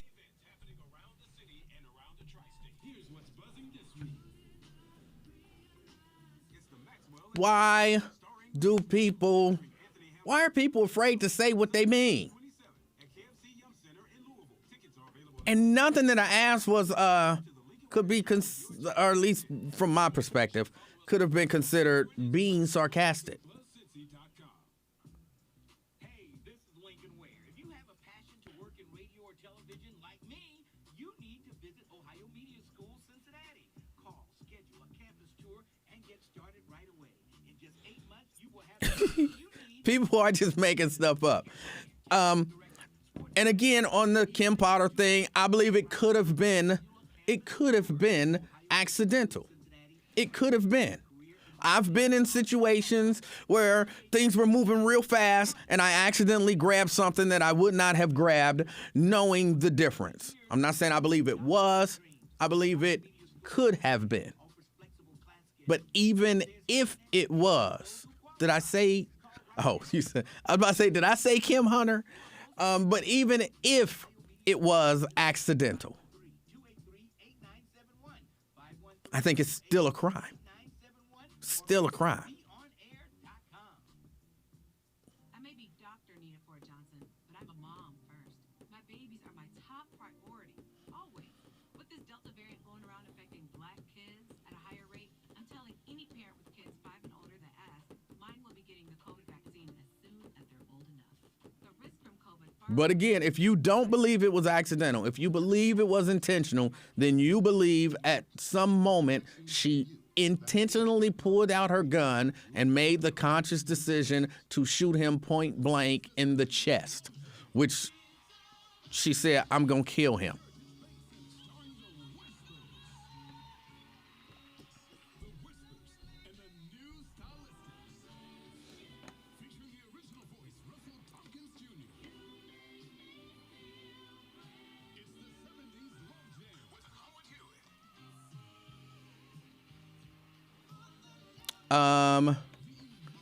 Davis Denise says, try to say I've been through so much that I can't read the news and come to my own perspective. Finger point out, 2 point in. I'm not sure what you mean I'm not sure what you're talking about.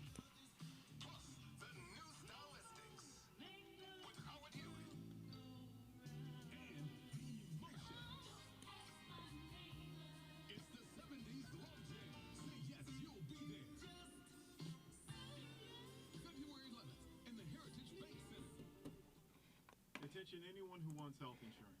Right now is the open for health insurance. Emanuel, do you really believe she thought it was a taser or not? I don't know. I don't know if she thought it was a taser or not. What I'm saying is, I think it's possible that she thought it was a taser, but it doesn't matter to me because she killed the guy, whether she killed him intentional or accidental. She killed him. She should suffer punishment for that. But I don't know if she thought it was a taser. I don't know. I've made mistakes before, so I leave it open that it's possible that she made a mistake. But I can't say with 100% certainty, that wasn't no mistake. She knew that was the gun. And I can't say with 100% certainty, no, it was just a mistake. She didn't know. I don't know. I don't know. I know you want me to pick a side. Whichever side I pick, you're going to bash me. That I know. If I don't know nothing else, that I know. You try to pin me down to a side so you can bash me for whichever side I choose. That I know. But I don't know. I don't know for sure. Do you think it's possible that she thought it was a gun like it was? Yes, I believe that's possible as well. That's possible. Happy holidays from 12:30 The Buck.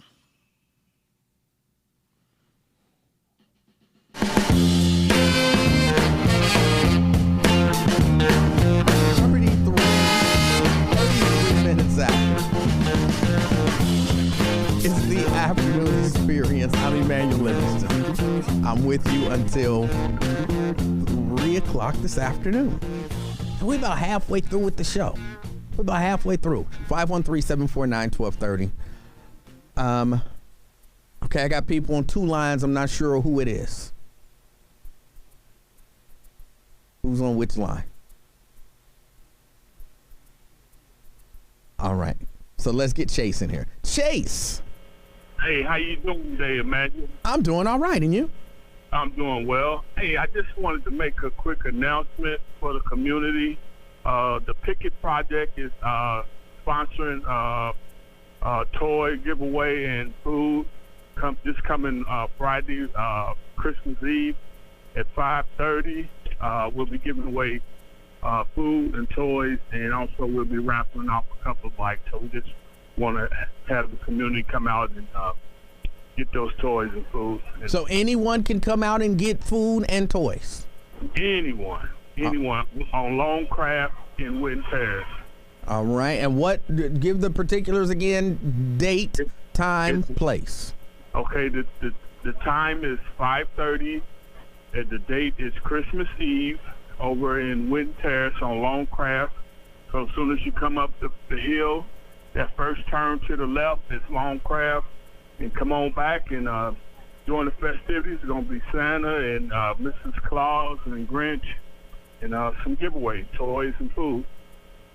Friday, 5:30, Longcraft, food, toys, raffles, and Santa. It's just curious. Is Santa and Mrs. Claus African American or? Yes, they are African American. All right. And this is sponsored by the Picket Project. You said the Picket Project? Yes, we also did something over at the church with Damon over at Damon Lynch Church. We sponsored with the police to bring community together to have a community basketball game for youth to just be able to interact with the police. And so we were able to bring that together. And so we got other events that will be coming along, but this is just one we putting on this coming Christmas Eve. All right.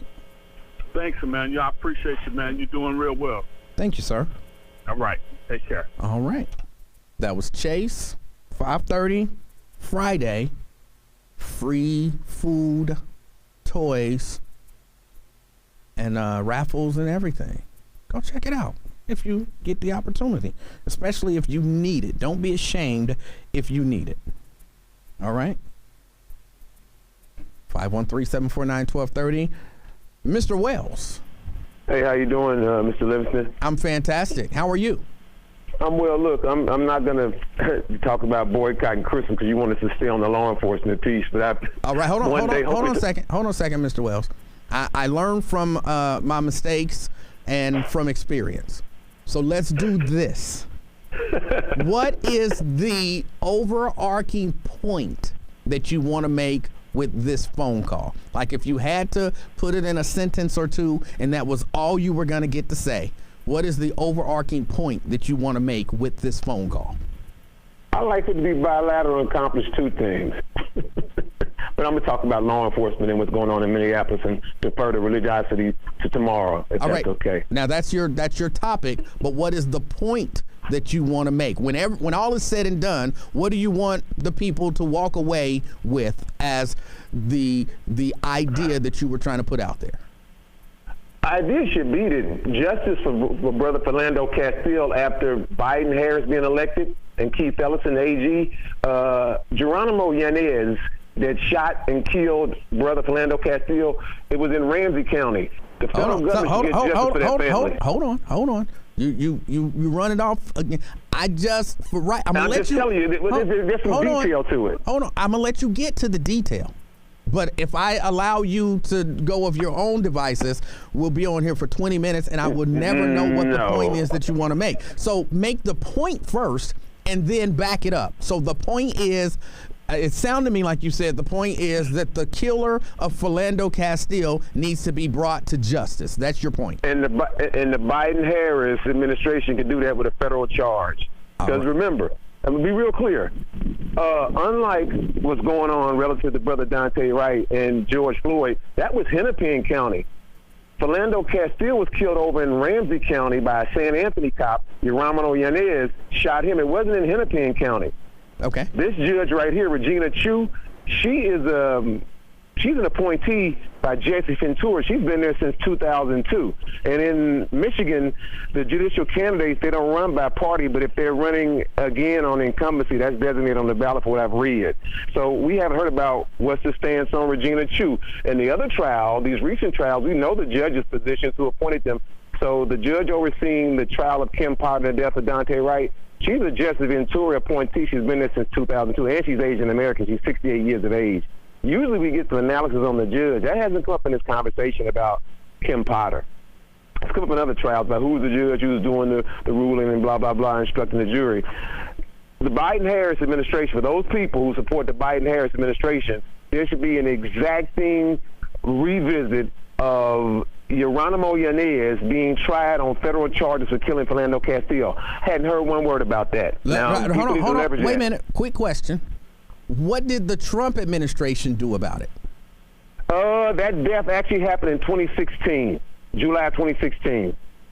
So the death happened. Remember, that happened in 2016. That was during the election year. So what did the Trump administration do about it? And I'm telling you, it was 2016. He wasn't elected. Okay, so what, but hold on. He did eventually get elected, right? Not in 2016. Remember, you guys said he stopped the steal and whatever. Huh? Okay, so that's what I'm saying. You putting it on him, the people in the federal government. That was Obama. Happened during Obama's watch. Let's be fair. Okay. All right. Let's keep it 100. Let's keep it 100. Wait, let's keep it 100. Let's keep it 100. It happened under Obama's watch. Did or did not Donald Trump at some point become the president of the United States? Yeah, now Biden's the president too. Hold on. Come on, man. Stop playing these games. Just talk normal. Did Donald Trump at some point become the president? Yes, he did. Did he serve his full term? Yeah, and Keith Ellison got elected Attorney General. Wait a minute. Wait. What did the Trump administration do with regard to Philando Castile? As much as Keith Ellison did as AG from Minnesota. No, that's Minnesota. That is not the federal government, which is what you're suggesting. Biden should use the power of the federal government and the Department of Justice. What did Donald Trump do with the federal government and the power of the Department of Justice with regard to Philando Castile? As much as Keith Ellison, Attorney General from Minnesota? Hold on, because I'm going to hang up on you if you answer that one more time, because I'm not asking about Keith Ellison. I'm asking about Trump and the Trump administration. So why do you want to hang up on me? Because you won't answer the simple question. I'm trying to pigeonhole you because you're trying to pigeonhole the Biden administration. And I think if you want to hold the Biden administration responsible for dealing with the death of Philando Castile, there was a Republican president named Donald Trump who had the exact same opportunity. So it seems disingenuous of you to say that the Biden administration should do something. And if they're not doing something, then something is wrong. But yet it's okay for the Trump administration to have been there for 4 years and not done anything. And you want to try to pass that off to Keith Ellison. That's why I'm trying to pigeonhole you. So my question is a simple question. It's a simple question. You can say nothing would be an appropriate answer. What did the Trump administration do with regard to the death of Philando Castile? More than Obama. What did they do? If you ask me in my estimation, more than Obama. What did they do? Hey, look, it's got to go to federal court. All right. Thank you for your call. 513-749-1230. That's the number to get on board. Y'all, this stuff is simple. Don't call here playing those games. Don't call here playing those games. The Biden administration need to do something about this. Why didn't the Trump administration do? Well, it happened in 2016. That was the Obama administration. Well, Obama didn't do. Well, what did the Trump administration do? Well, Keith Ellison, that wasn't a Trump appointee. That was a state issue. What did the Trump administration do? Well, more than Obama. All right. Don't call in here playing those games. The answer was nothing. Nothing. He didn't want to say nothing because he knew the follow-up would be. So if it was okay for Trump to do nothing, and for you want us as black people to support Donald Trump, who did nothing on this issue, why would you then say to us to not support Joe Biden when he, according to you, was doing the same thing that Donald Trump did, but you want us to not support him for doing the same thing? Come on, man. We not stupid over here. Let me get a break in. And the Honorable Judge Tracy Hunter coming up, and Glenn as well. It's the Afternoon Experience. I'm Emanuel Livingston. I'll be right back. Urban One Auto returns to TV.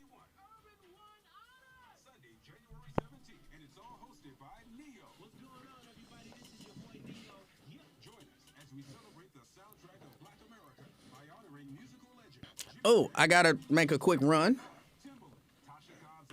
I'll be right back. Enjoy some of these amazing commercials. Be announced with special appearances from Jermaine Dupri, Marlon Wayne, Eva Marcel, and more. You don't want to miss this. For the ones who have made an extraordinary impact on our society and culture, we thank you, we salute you, and on Martin Luther King Jr. Day, we honor you. Urban One Honor, presented by T-Mobile, premiering Sunday, January 17th on TV One. John waited 12 years. Elizabeth waited 3 months. Ben waited 1 year. Tyson waited 3 years. Mia waited 3 months. Bill waited 8 months. We remember all of those people who died waiting because their life-saving call never came. Their deaths left an empty spot in the lives of those that cared about them. More than 110,000 men, women, and children are waiting for the call to receive a life-saving organ transplant. Register today to become an organ, eye, and tissue donor at lifepassiton.org. I want our kids to eat fresh, healthy foods all the time, but we don't have a supermarket nearby, so it's a challenge. I wish we were closer to good health care because of our son's asthma. Frankly, it's scary at times. I'd love for our family to live in a nice house, near a great school, but none of these resources exist in our neighborhood. Many variables can shape the outcome of children's lives, like the zip code where they grow up. That's because not all communities have the same opportunities, such as quality schools and housing, fresh food, and good health care. There are many ways to improve communities, so everyone has a fair chance, regardless of zip code. You can make a difference. Join with HUD and local leaders to improve your community. Learn how at HUD.gov/fairhousing. That's HUD.gov/fairhousing. Fair housing, shared opportunity in every community. A public service message from HUD in partnership with the National Fair Housing Alliance. Wow, yeah, since the storm, it's been crazy busy for us. We got all kinds of office desks coming in. Here's a fancy one right here. It's missing a leg, but that's all right. Whatever. Washers and dryers from the laundromat. Wow, and check this out. Another deep fryer. And I'm not sure what this doohickey is. Yeah, most businesses weren't ready for a storm like that, you know. But our work... All right.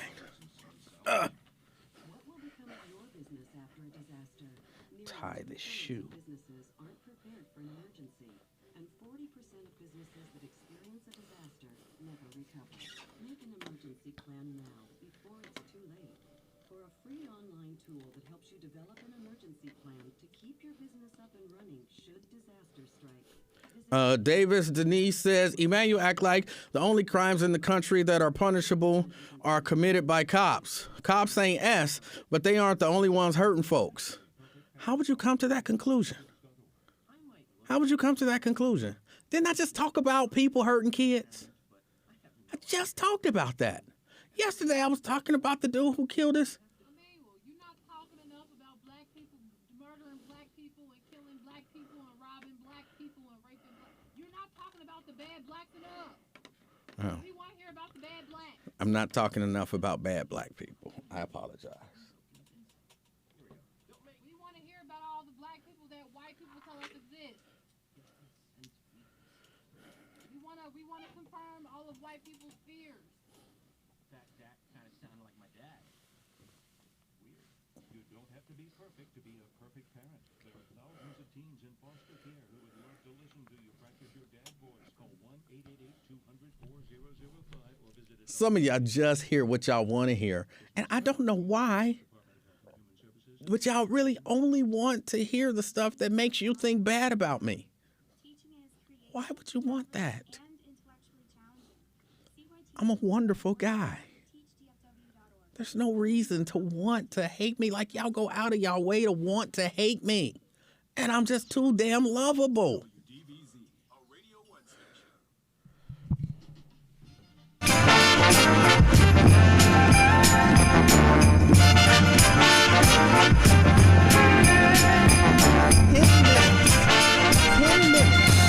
the top of the hour. It's the afternoon experience. My name is Emanuel Livingston. I'm with you until 3 o'clock this afternoon. 513-749-1230. That's the number to get on board. On the line, the Honorable Judge Tracy Hunter. Welcome to the show. Hi, good afternoon. How are you? I am fantastic. How are you? I'm doing great, thank you. It's definitely been an afternoon experience listening to you today. It gets interesting from time to time. So what is going on? I just want to jump right into it, okay? What is going on with your case right now? Well, with the case itself, a lot of things are going on. I have a case currently, or that particular case is still pending. The charges that I've been fighting to get overturned for the past 8 years are still in court. We're back at the trial level under a new judge. I have another hearing coming up in February. But I went to court a few weeks ago on the court charges that we had filed an appeal on. Yes. As you recall, I was ordered to pay $34,000 in court costs by former Judge Patrick Dinkelacker, and I appealed those charges, and unfortunately it's taken over 2 years for that motion to be heard, as Patrick Dinkelacker just sat on it and refused to respond. He also sat on the motion that is going to be heard in February to overturn the conviction. He just never ruled, literally just didn't follow the law and just let it sit out there. So when we went back to court a few weeks ago, the current judge, Chris Jenkins, who replaced Patrick Dinkelacker, did rule in my favor that at least half, which is over $17,000 in those court costs, would be returned. Good.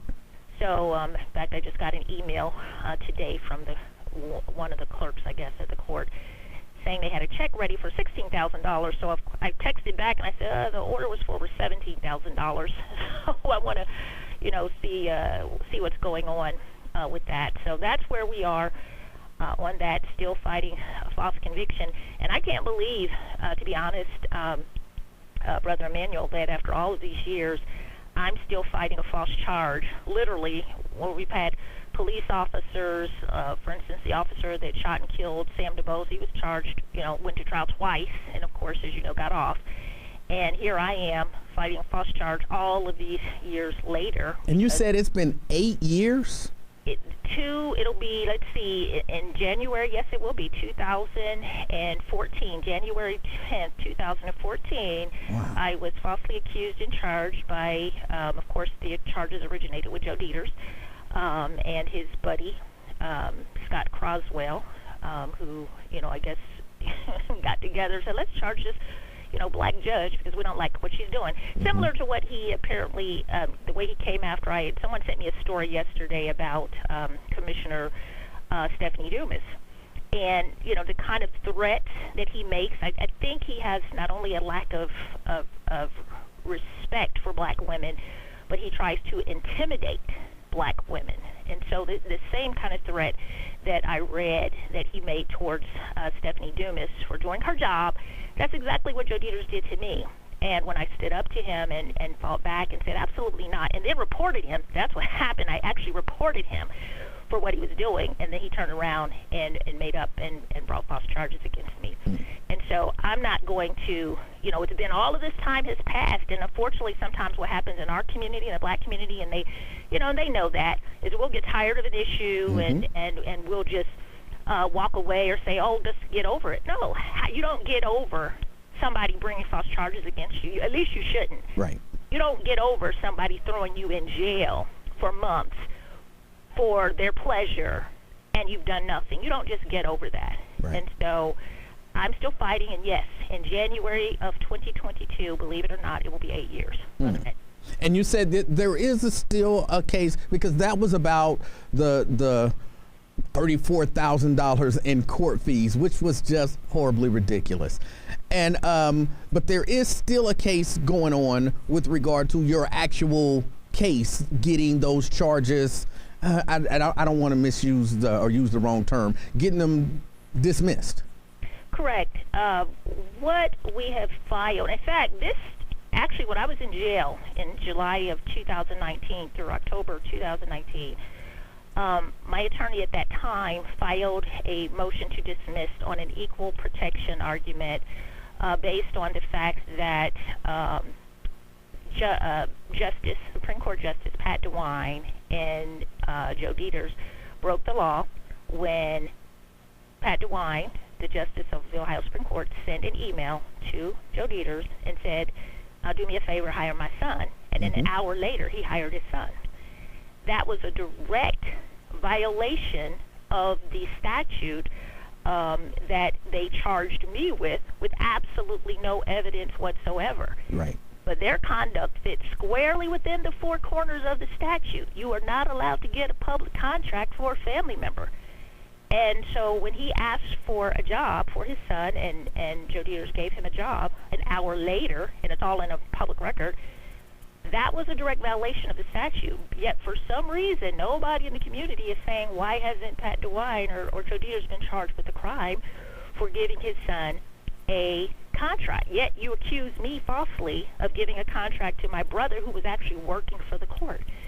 Then when that doesn't work, then you accuse me of giving something to my brother with still no evidence whatsoever. I'm still just as clueless as everybody else. I've read all kind of great stories, but no evidence whatsoever, and quite honestly, regardless, no violation of the law, period. And yet here I am fighting a false charge while they actually broke the law. And so nobody cares that they broke the law. And that's what gets me. We'll hunt down a black person, a black woman. Even our own community will do it. But we'll let the persons who are really committing a crime, and we got evidence that they're doing it, we'll just let them go and say nothing about it because everybody's afraid. So where is it now? Did you say Friday? No, it will be at the end of February that we'll actually argue it. I'm sorry, our brief is actually due in January, I believe maybe like the 18th or so, and then they have an opportunity to respond, and then we'll argue it. It probably won't be until February. So unfortunately, I'm disappointed because it is taking so long. But when an injustice has been done, you have to stand up. And our community cannot get so tired, because that's what they do to us, Emanuel. You know that. They try to wear us down, and they've tried to wear me down. They've thrown everything in the kitchen sink. Now, this in February, is this the appeals court, or are you going before? The trial court. What has happened is the motion was actually filed. It's a post-conviction motion. Okay. And it's based on information that comes available after a person has been convicted, but it can lead to a charge being overturned. Okay. So it has to be filed in the trial court in the place where the actual trial took place. So because it was actually filed before Patrick Dinkelacker, but to me, to be honest, when you can't come up with a reasonable argument or ruling based on the information before you, you just don't do anything at all. And I really believe that's what Patrick Dinkelacker did. He can't deny what Joe Deters and what Pat DeWine did. So you're either going to lie in your ruling and violate the law or just not rule. And so it was sitting there. It was filed before Patrick Dinkelacker, literally in 2019. He had plenty of time before he was elected out of office, or not elected. He had plenty of time to rule on it, but he didn't. He just sat there. So that is actually in the trial court in front of the new judge that replaced him. Now, I do still also have the appeal on the habeas corpus. That is also still flowing it through the Sixth Circuit Court of Appeals. So I actually have two. I'm in court. I'm actually in court 3 places because I had to file a lawsuit against the judge or against the jail because of all of the horrendous things that happened to me in the jail with some of the guards. And so right now we have a case in federal court, 2 cases. The one at the Court of Appeals is actually the habeas corpus case that I lost, and the other case is in front of Judge Chris Jenkins right now. Okay. Yeah. Every time you get on the air and you start talking about what they did, yeah, it is so it's frightening, and it makes me angry because I can't believe that they could do this stuff. And like you said, the just sit on emotion, just sit on it for years. Just what motion? I don't see no motion. It's crazy. And then, like you said, you had to file the lawsuit. And apparently, I got to take a break, but apparently you should not be taking sedatives either, Judge Hunter, because that makes you use the N-word. Oh, yeah, that's right. Now, I can't leave that hanging out there.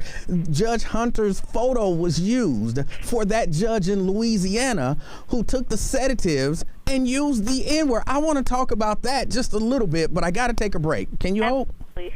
All right. Hold on just a moment.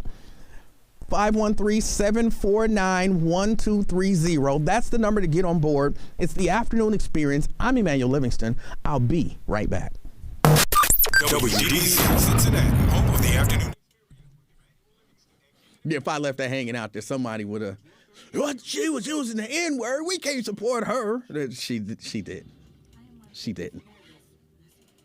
Alton Sterling. I am one who is tired of having to prove that I'm not a threat. Sean Bell. I am one who prays and my little black boy makes it home every day. Trayvon Martin. I am one who thinks that we must also save eternity.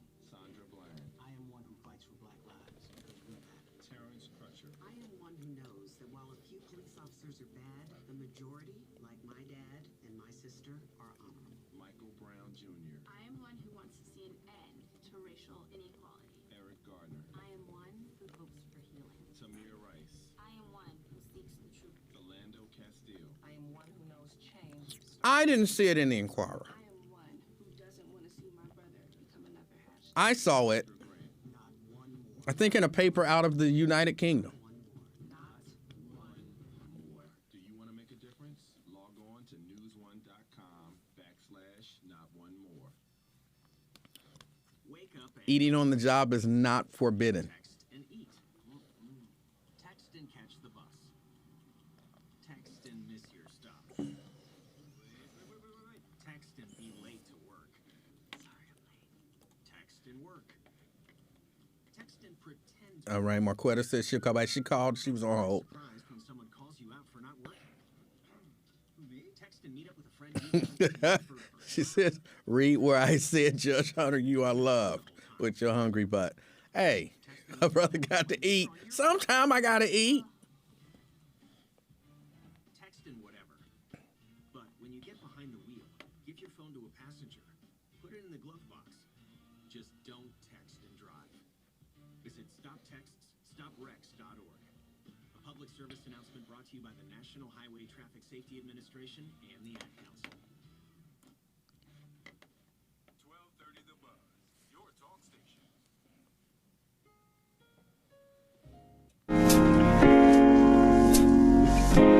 3 minutes after.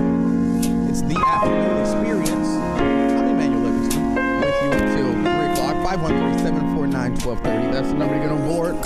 On the line with Judge, the Honorable Judge Tracy Hunter. Judge Hunter, you are back. Now, can you tell us, and I know you probably have some other things that you want to discuss about your case, but how did you come across your photo being used in that story, and is there anything that you can do about it? Hello? Oh, we lost Judge Hunter? All right. No, I'm here. Can you hear me? I can hear you now. Okay, I'm sorry. Actually, it's not just my photo. In the global app, apparently it's called Newsbreak, they're actually using not only my photo, they're using my name and my court and have my picture And it says, Judge Tracy Hunter, Hamilton County Juvenile Court, over the story as if I am the judge that was using racial expletives against my people in Louisiana. And I didn't come across it. I woke up a few days ago, and people were sending me text of the stories that they came across and were asking why my name was on the picture. And quite honestly, I hadn't even heard of the story at the time of the racist white judge who was using expletives and calling black people the N-word and a roach. Yes. But for some reason, and then not only is it in the app Newsbreak, for whatever reason, the New Pittsburgh Courier has a big picture of me on their website and over this particular story. And so I have no idea, Brother Emanuel. All I can think is, and I'll put it like this, Kimball Perry, who's now dead, I remember years ago we were in court, and remember, I don't know if you recall during the time, they were writing stories about me every day. I do. While I was on the bench, they were harassing me, Channel 9 particularly, as well as the Inquirer, and they would just be writing horrible stories that were not true, and as a judge, you can't respond to ongoing cases. So they would just be making up things and literally just putting them in the press. And one day we were at court. It was after the charges had been filed. And one of the elders of our community went up to Kimball Perry, and she said to him, why do you keep writing stories about Judge Tracy Hunter? Why do you all keep harassing her? And he told her that they make money. He says that when we write about her, we sell more newspapers. That's what he said, quote. And I kid you not, even now, Channel 9, I came across a story just last week. They will use my name as, I guess what it's called, clickbait. Mm-hmm. Both Channel 9 and the Inquirer have done it. And I have evidence, so if they try to say they didn't, I got these screenshots and everything, and other people also got it. They will put my name as if it's the story. For whatever reason, Emanuel, people will see it, and they will click on it because it's my name. And so I don't know if that's why they did it, or if they did it because it's a white judge, and you know how when horrible stories come out that are true about white people, they always have to divert the attention. And so put the black judge's picture on top of the story. I have no idea. I'm not from Louisiana, but I've had even white people from Louisiana say to me, send me messages and say, hey, your picture's out here. I've been trying to do something about it, Emanuel, and it's amazing. What people don't understand, and this is what frustrates me, is I get a lot of press, and I have ever since I ran for judge of juvenile court. Yes. And I get the kind of press that national people who are really famous get. The problem is they have a lot of money to fight back, Emanuel. I don't have a lot. Pretty much everything that I have was taken, or with the salary and then having to fight false charges. You don't know what it's like, and thank God and pray you will never, and hopefully most people will never, to have to fight false charges, have to fight something that you have never done just to clear your name. It takes money. And so just reaching out to lawyers to try to get somebody to handle this. Hey, well, we want a retainer of $7,000. And I think that's what happens, too, when I come and they look out there, they see so much news. Yeah. It's like, wow, she's our money. And Right. so many people, I hate to say it, a lot of people, even locally, have made a lot of money off of me. A lot of people, media, people individually. And so I'm trying right now. I was the type of lawyer, and this is true. I was the kind of lawyer that when I or a case came to me of an injustice, Emanuel, if they didn't have it and it just was so egregious to me, I would take that case. And oftentimes I had to put my own money out there to represent people who an injustice had been done to, because I, as a lawyer, felt so strongly about it. And I just believed. It was like the kid on Dateline when when the police had chased him down. He was doing nothing. He was holding his cell phone. They wanted to search him and frisk him, and then when he went to file a complaint, they claimed that they told him that they would put him in jail, and they threatened him, and so he left. That was egregious to me. And when no other lawyer would take it, even though it was a great case, they wouldn't take it because there wasn't enough money in it for them.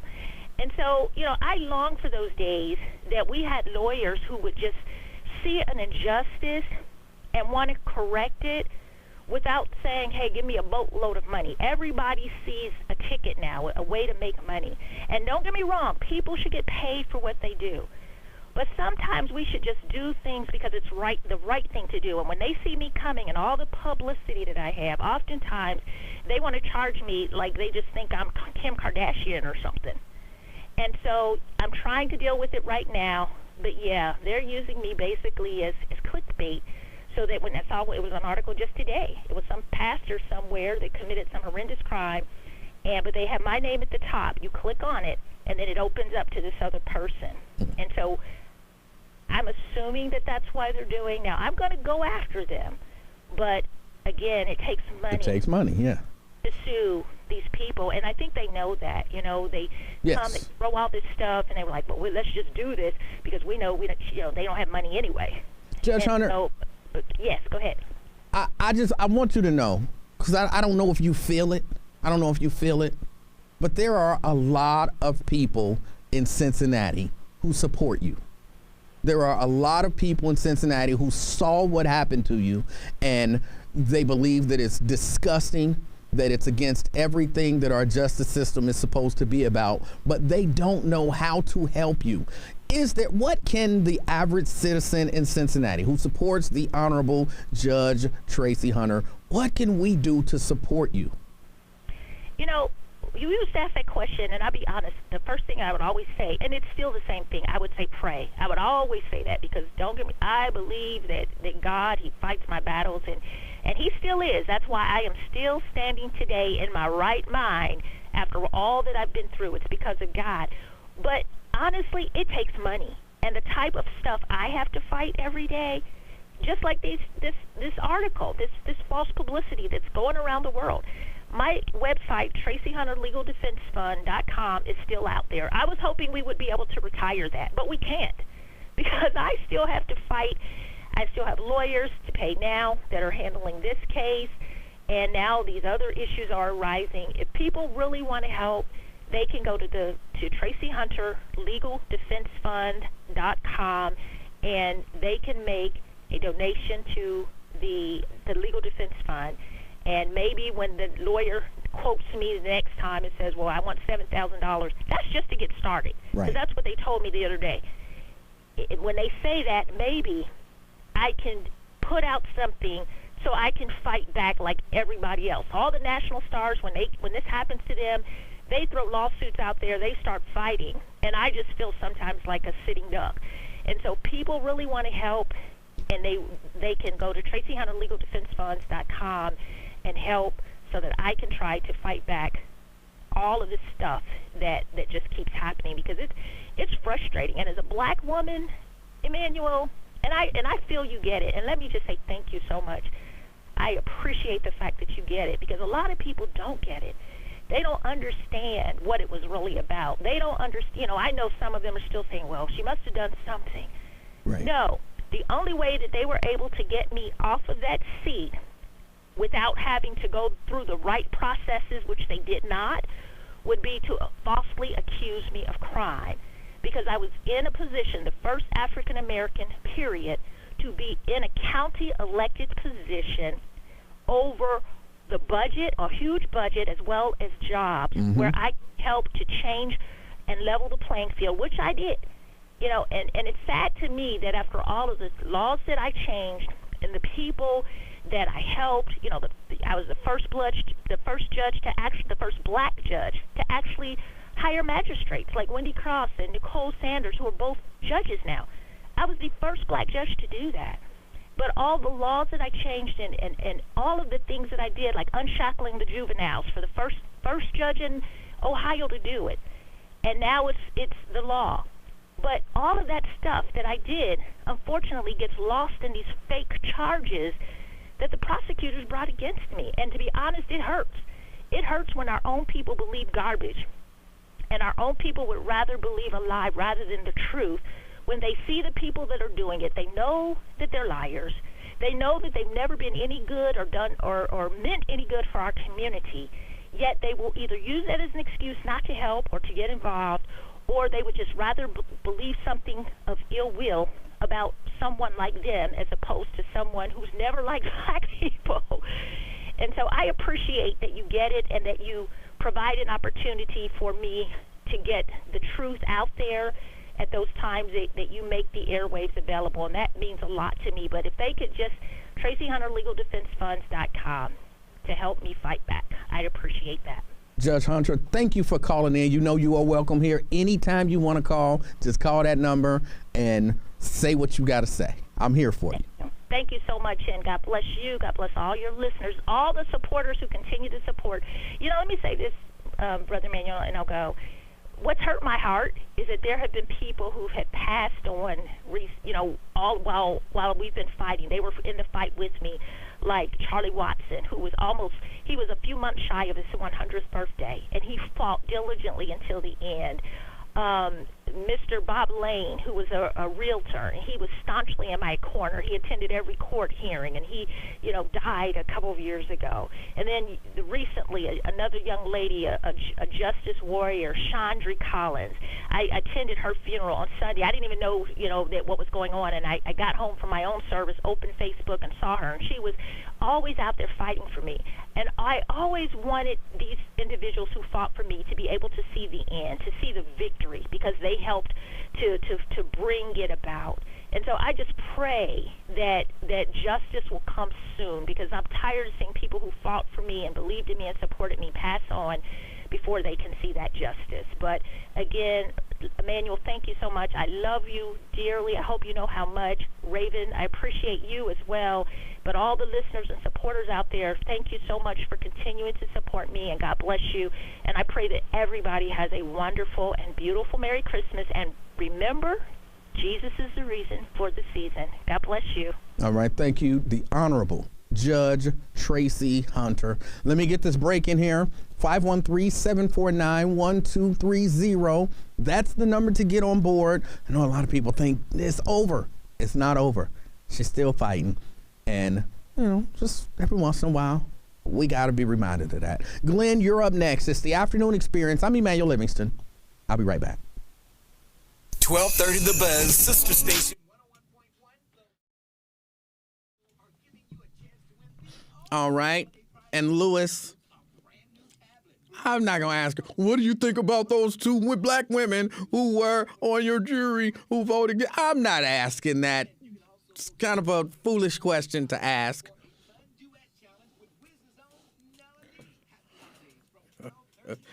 Okay, I guess I don't have the guts, if you want to say that. I don't know that takes guts, but I'm not going to ask her that.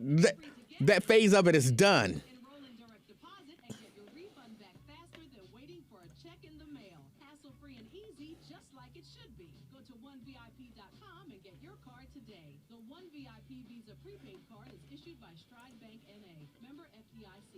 It is. It is sad how they're doing her and how they are, I was about to say slow walking. They're not even walking at times. They're not even like at least slow walking, you moving. Slow walking, you moving. They just sit on stuff for a long time and do nothing. That's the opposite of slow walking. It's not moving.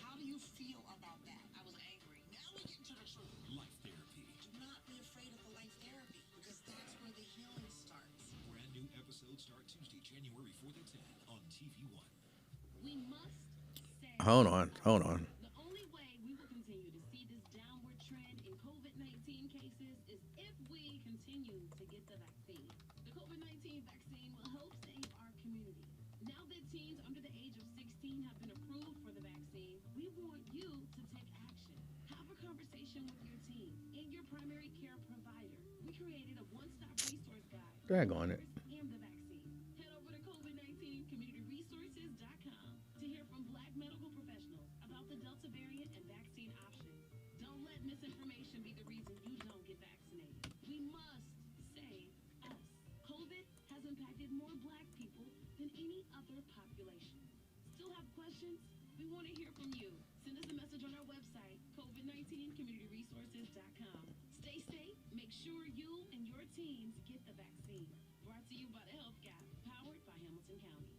The IRS finally caught up with Louie. I hadn't paid my taxes in 8 years. I owed the IRS a lot of money. Louie was in deep trouble. We're going to take your house, put a lien on your bank account, garnish your pay. They don't care. They're going to take care of paycheck. Louis found out about Optima Tax Relief, the leading tax resolution firm. A-plus rated by the Better Business Bureau, they've resolved over $1 billion for their clients. Optima Tax, they help me, they calm me down, they make me feel comfortable, and I trust them. Louis has a lot And I'm trying to. I don't owe the IRS anymore, and I'm able to live a comfortable life, a lot better life. It was because of Optima Tax. For tax help you can trust, call Optima now for a free consultation. Take it from Louis. If you owe the IRS, don't go it alone. Give Optima Tax a call. They can help you. Call 800-569-4435. 800-569-4435. 800-569-4435. Optima Tax Relief. Testimonial from an actual client. Some restrictions apply. For complete details, please visit OptimaTaxRelief.com. So I'm apartment hunting. Yeah, I'm having trouble pulling up the legal defense fund too. Yeah, he's a dog, but sir, he's not a pet. His foreleg is hairy, he's on a leash, that's a pet. No, Henry is an assistance animal. Look, I'm legally blind. Couldn't you make a reasonable accommodation for my guide dog? Young lady, you can call your canine friend anything you want. Those are the rules. Rules? Rules that allow for housing discrimination? So I made a call to HUD to confirm that indeed landlords must make reasonable accommodations for assistance animals. And now we're so happy in our new apartment. If you think you've been discriminated against because of your disability, race, color, religion, national origin, sex, or familial status, call the HUD hotline, 1-800-669-9777, or go to hud.gov/fairhousing. File a complaint. Make something happen. Fair housing is your right.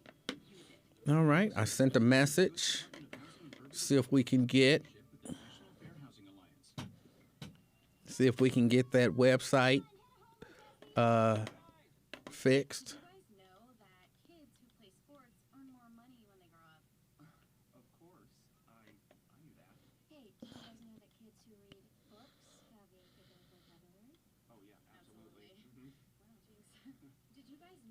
I'm wondering how come she can't or won't take her case. That's not the way it works. You don't just get to say, hey, Supreme Court, hear my case. That's not the way it works.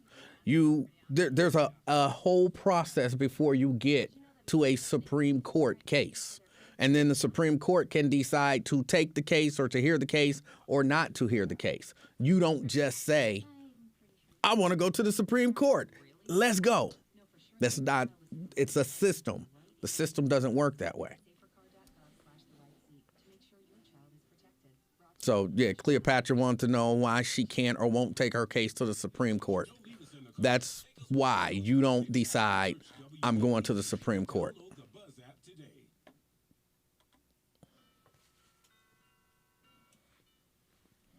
Someday at Christmas, men won't be boys. 22 minutes after. It's the afternoon experience. My name is Emanuel Livingston. I am with you until 3 o'clock this afternoon. 513-749-1230. That's the number to get on board. Got a number of things on the table. We talked a little bit about Kyle Rittenhouse and Black Lives Matter.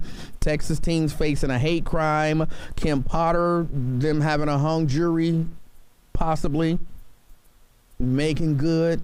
She's free now. Well, she will be.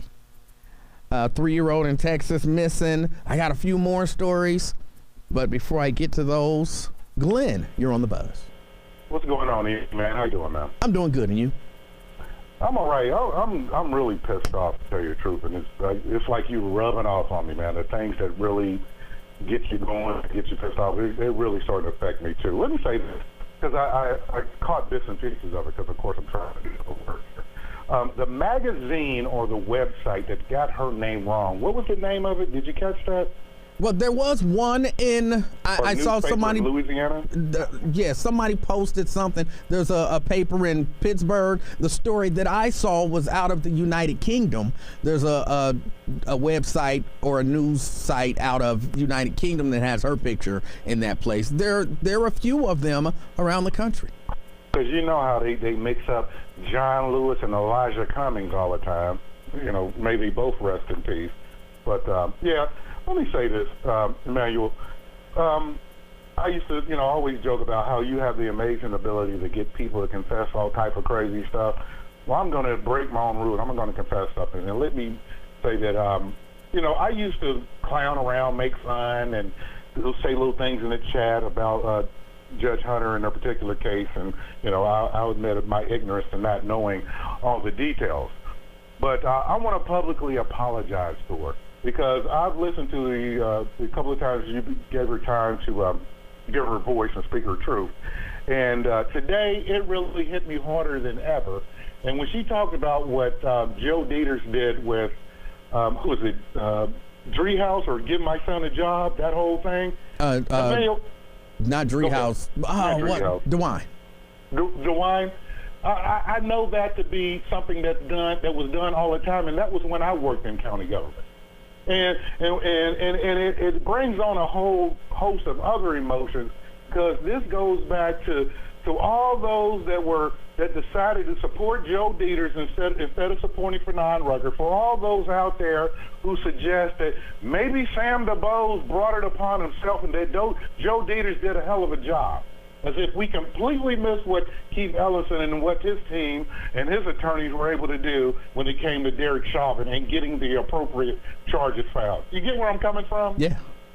And we got brothers, the black conservative types that are Joe Dieters fans. You guys just don't understand the law. Joe Dieters does a lot of things in the black community. He gives money to the black Baptist ministers, that type of crap. And this goes back to the things that you talk about that, it's not really an argument between you and I because I think I see the same way you do, but it comes to Dante Wright. You will get those out there, Kim Porter, if Dante Wright didn't put her in that position, that type of, and your point is, well, no, how about, I don't know, either you let him get away, because we know how we are about car chases and possibly running an old white people in Covington type attitude, or, we got to play the whole shebang, but let's just say that you apprehend him and put him in jail like you do everybody else. You know how you're able to apprehend a teenager that just killed 4 people, walks out with weapons, trying to reload it, but he was apprehended without incident. Right. You understand you understand where I'm coming from, Emanuel? Yeah. Happens all the time. It goes back to even something like Officer Twitty. I don't know all the circumstances. Let's just say that he was out in his police car, whatever, drinking in the park, hanging out, whatever, he runs into something, kind of fibs about how it happened. White people do that stuff all the damn time, people.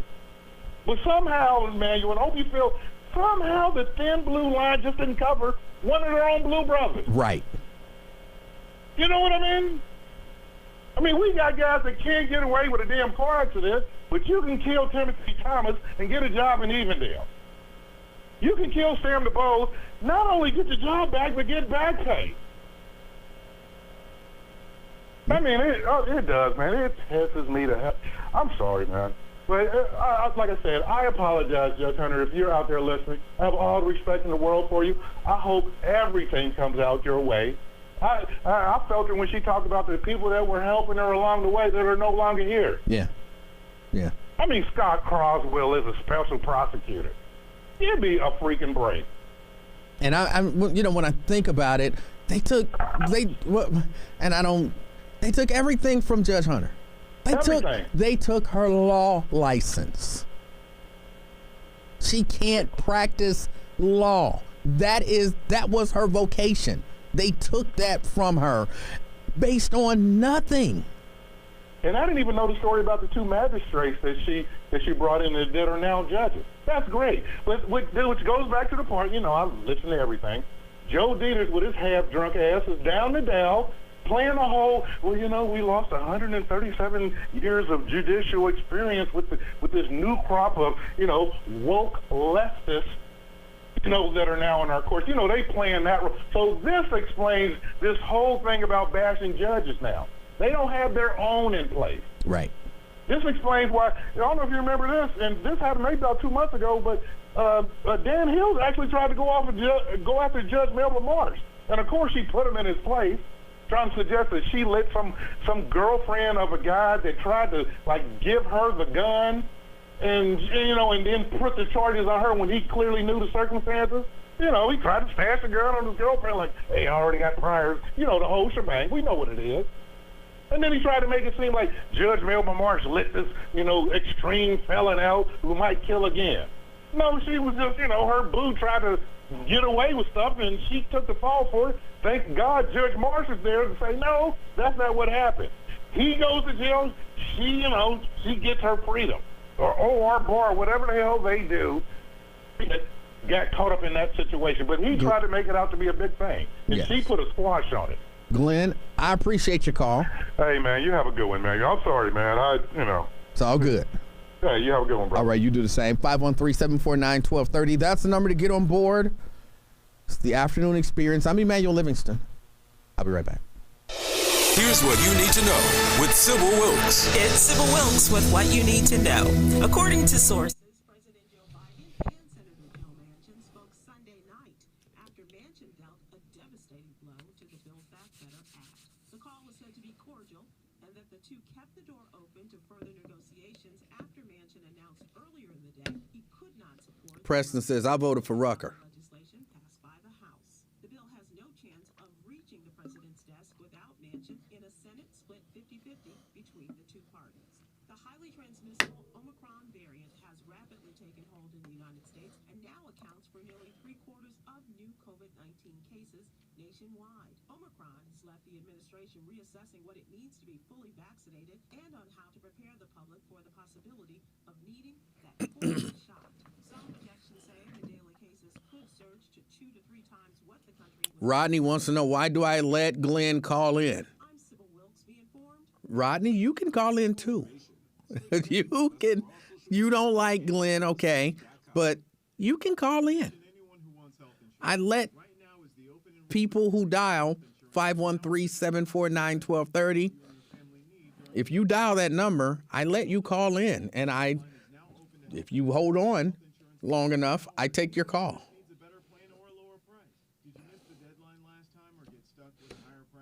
Oh, can I just point out, almost unrelated, but kind of related. People complain about holding on a long time, and then they complain about it when you go to them right away. Y'all don't understand. Some of y'all don't understand. It's a no-win situation. It's a no-win situation. So if you want to be on the air, call in. You might have to hold on for a minute. You might get right on. It's talk radio. It's a kind of a crapshoot.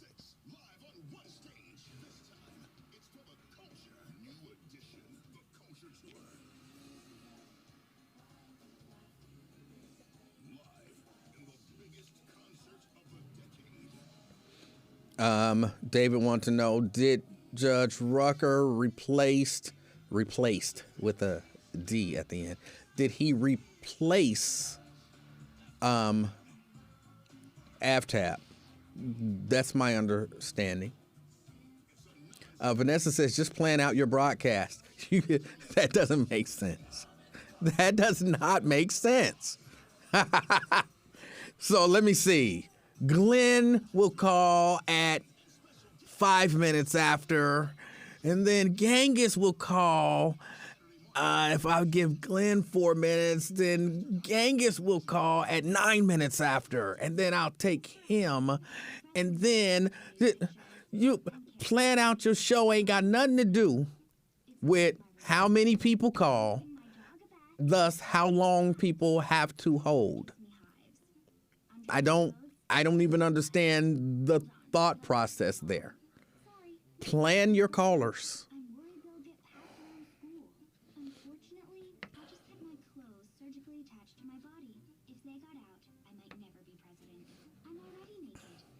Because, Glenn, you know that you never have to wait to get on other talk stations like 700. I used to call 700 and be on hold for 45 minutes. So when I hear people complain about how long they have to hold to get on the air, Vanessa says, take the first 15 minutes to introduce the broadcast topics, then open up the lines. Duh. Okay, and then if no one calls, just go to a dial tone.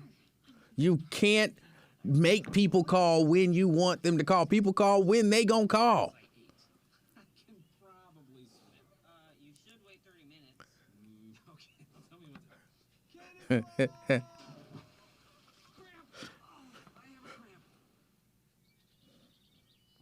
can probably hit the green from here. Probably. All right. With regard to the website, I'm getting word that she's working on it right now, and that she'll get back with me. So she'll work on it right now. Cedric says you have a new producer. I don't know what that means. If you're drinking, call a cab, a car, or a friend. Buzz driving is drunk driving. I don't know what this means. If you need to talk about it, we're here. Plan your calls.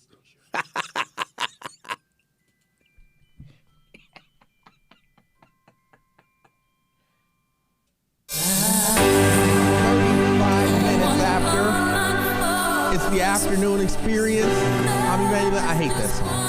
I'm Emanuel Livingston. I'm with you until 3 o'clock. I really do. I hate that song. Why? I don't know. I hate that song.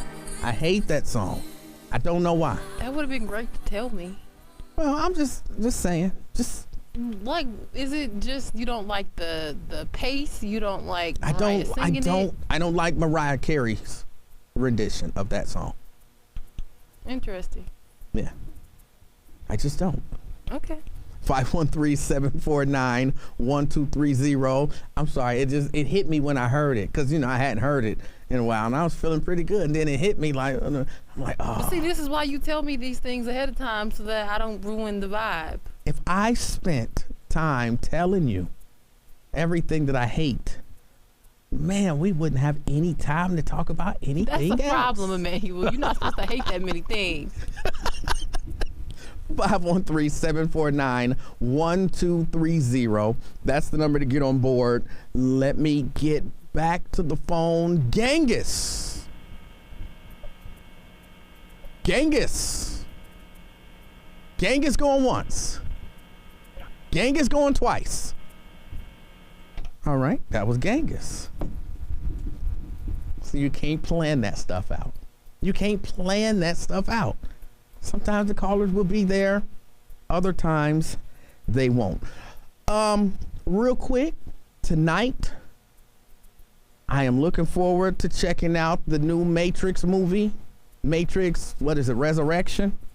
Initially, I was not excited about it, but I will be watching it, on HBO Max. I love the idea now that people are releasing these movies in the theater and on these streaming platforms. I love it, because I don't have to go out and deal with all of these people who refuse to wear masks and refuse to get tested because they think they're invincible and spreading stuff to me. I don't have to deal with that.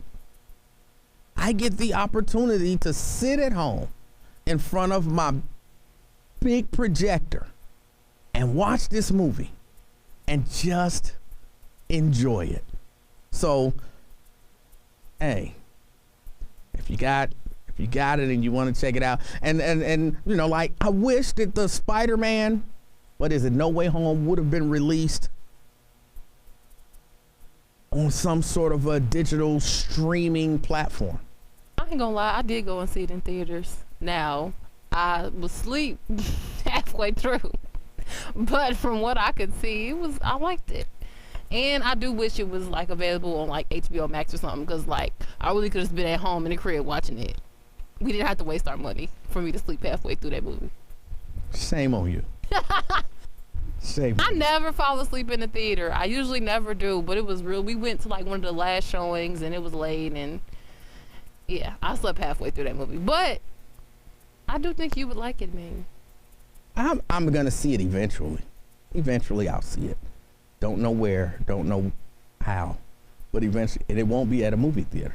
You probably just gonna have to wait until it come out on like HBO. Like I said, it's probably gonna be HBO Max. I was about to say, did you say HBO? No, HBO Max. I could have swore you said H, but okay. No. You did say H. No, I don't. You corrected it real quick, but you did say H. Probably because I was laughing, and so the wind came out of my esophagus, and it sounded like H, but I said H. All right. Did you see this story about the 83-year-old who was arrested for watching a woman shower in her home? Did you see that story? All right. Unpopular opinion. I heard it. I knew it was coming. Unpopular opinion. That man 80 years old. No, it all depends on the circumstances. I'm not sure he should be arrested. Here's the rule as far as I'm concerned. If I'm standing on the sidewalk or in a public place,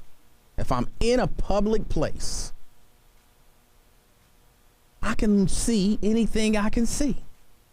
And if I happen to be walking down the street or walking through the woods, public property, and you happen to have your window open and you in there taking a shower and I can see you, guess whose fault that is? That's your fault. You got to create your own privacy. Why are you taking a shower so the whole world can see you? And then mad because somebody look at you. Is it a little perverted? Yeah, it's a little perverted. But close your window. And somebody said, how long would you look? That's the question. That's not the question. The question is, can I see it from a place that I am allowed to be?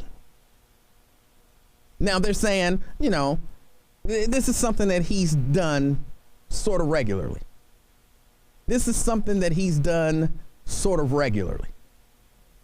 And I say to that, that's your fault. If me and Mrs. Livingston open up the windows and the doors and make passionate love right in front of everybody, and somebody walk down the street and they like, hey, what are they doing up there? Wow, he putting it down. And stand there and watch. And we do that every night, right in front of the window. And that same person, I wonder, are they doing it again? Let me walk down the street and see. Like, yep, he putting it down again. And then the next night, wow, he putting it down again. And then we look out there and see him like, why are you watching us? The question ain't why are they watching us? The question is, why are we putting on a show for everybody? Why are we putting on a show? Because to me, it's that simple. Close the curtains or the blinds or whatever. If your bathroom window is facing the woods, which hers was, are they woods that people are allowed to walk through? Honestly, is he trespassing by walking through the woods? No, he's allowed to walk through the woods, but I just wouldn't imagine that anybody would be walking through the woods while I'm taking a shower. Close your window. Look, again, if he was allowed to be where he was. Now they say he had some other photos of her outside in the public, like in her bathing suit or something like that. And I guess somehow that added to it. When he took those pictures, was he somewhere where he was allowed to be? Now look, if he was on her property doing stuff, and arresting.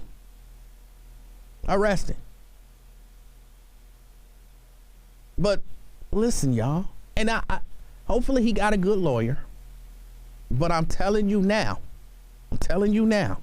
my understanding of the law, this is just, I'm not a lawyer, but my understanding of the law, if you go to take a shower tonight and you leave the door, or not the door, the window open so people can see in, and people see you, they're not at fault. They're not at fault. You're at fault. You're at fault. Somebody said you cannot take pictures. You can. You can take pictures of anything that you can see from a place that you're allowed to be. If I stand on the sidewalk in front of your house, and I'm allowed to stand on the sidewalk in front of your house because it's public property, and I have a camera, I can take pictures of your house. I can take pictures of, close the blinds if you don't want me to see in your house. But if I can see in your house, I can take pictures from the sidewalk in your house. I know y'all don't know that, but that's the truth. So my guess is maybe he didn't have no business in the woods. It was some private area. Either that or they just trying to get him. They just trying to get him.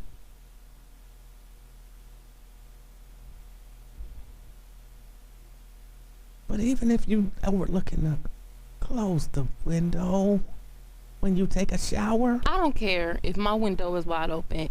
I don't have to expect that some dirty old man is standing in the woods behind my house taking pictures of me as I get in and out of the shower or as I shower or whatever. That's nasty. Close your window. You nasty. I'm not nasty. I'm in the privacy of my own home. No, you're my not. Own business. No, you're not. I am. You're not. I am. You have a window open so that the public can see you naked in the shower. I'm not exposing myself to the public. I'm taking my clothes off so I can get in the shower. Then close the window so that the public can't see it. You are exposing. The window is closed. It's just not covered. And again, then cover it. I don't expect that in the wooded area outside my house, you're wrong. Somebody's going to camp out to take pictures. Specific. They're timing me. They know what time I go in and out of the bathroom to take a shower, and so they are predatorily waiting for me to expose myself. Don't when expose I am yourself. Unaware, they're out there trying to catch me. Don't expose yourself. That's nasty, and I shouldn't have to. You're nasty. You're a nasty old man. You're the nasty. You got coming. You're the nasty, possibly attractive lady. No, I'm not. I'm talking about this lady. I'm assuming that she was attractive. Otherwise, I don't care whether she was why was he looking? Either way, that and old she's man is the nasty. She's a nasty, attractive lady. No, she's not. You close. Naked in the privacy of her own home, minding her own business, not expecting for some dirty old man to be in the woods taking pictures. Again, guess what? I would get arrested. Me and Mrs. Livingston, probably more me. I would get arrested, given that same scenario, me and Mrs. Livingston making love in the window so that anybody who walked by can see. They don't need to see how I put it down. Close the blinds. The person trying to, as somebody pointed out, be an exhibitionist, they the nasty one. They the nasty one. 513-749-1230. Marquetta and Reese, you guys are coming up right after the break. I want you to know the law is on my side on this one. And I believe that depending on the situation, the law might be on his side too. It's the afternoon experience. I'm Emanuel Livingston. I'll be right back. 1230 The Buzz and Walker Funeral Home presents the Black. No, that's why you have to create your own privacy. You can't criminalize me looking at something that I can see from public. You can't do that. You know how easy that would be to entrap people? It don't matter what she was trying to do. It matters what the law is. And they shouldn't be. That's why they shouldn't be changed, because you could easily entrap somebody. He might be a dirty old man. He didn't take advantage of her. She was irresponsible. If I walk down the street naked, like, why are you looking at me? You're a dirty old lady. It's the same concept. She She opened it to the public to see. She did. If the public can see in your bathroom window straight to your shower, close the blinds. Close the blinds. You can't be mad. Oh, I'm out of my own business. I'm hiking at night. I don't know, whatever. Oh, my God.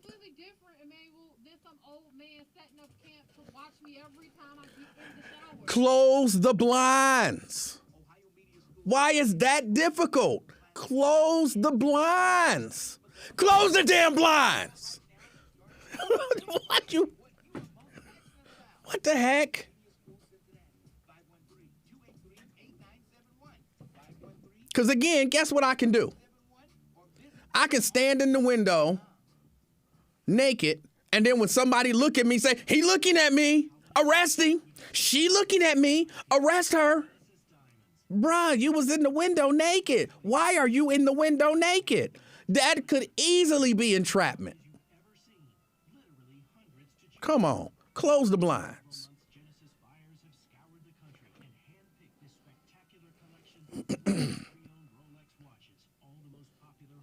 Now again, I'm not saying he not creepy. I'm not saying he not a creepy old man. He's clearly a creepy old man. But he ain't maybe not doing anything that he's not legally allowed to do.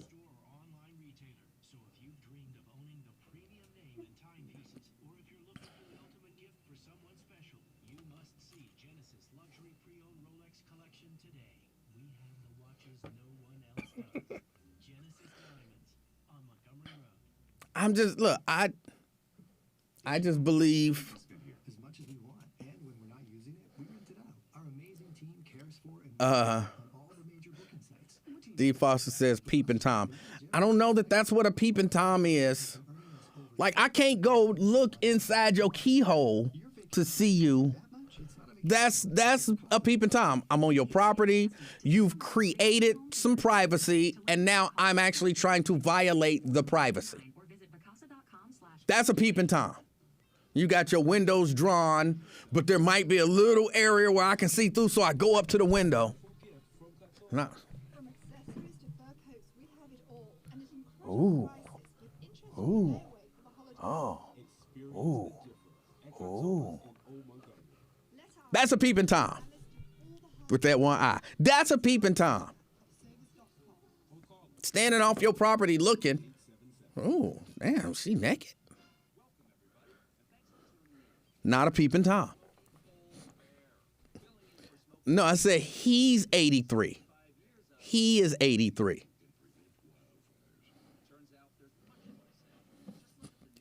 He wasn't gonna hurt nobody. He 83.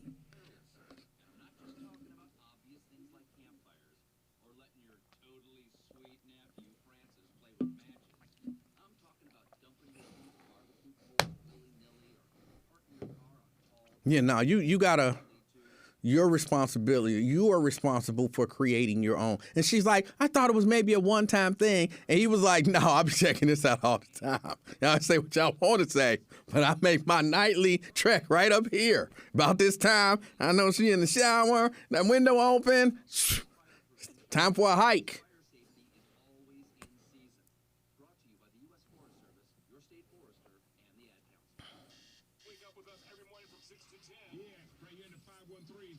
Morning show on 1230 The Buzz of Cincinnati.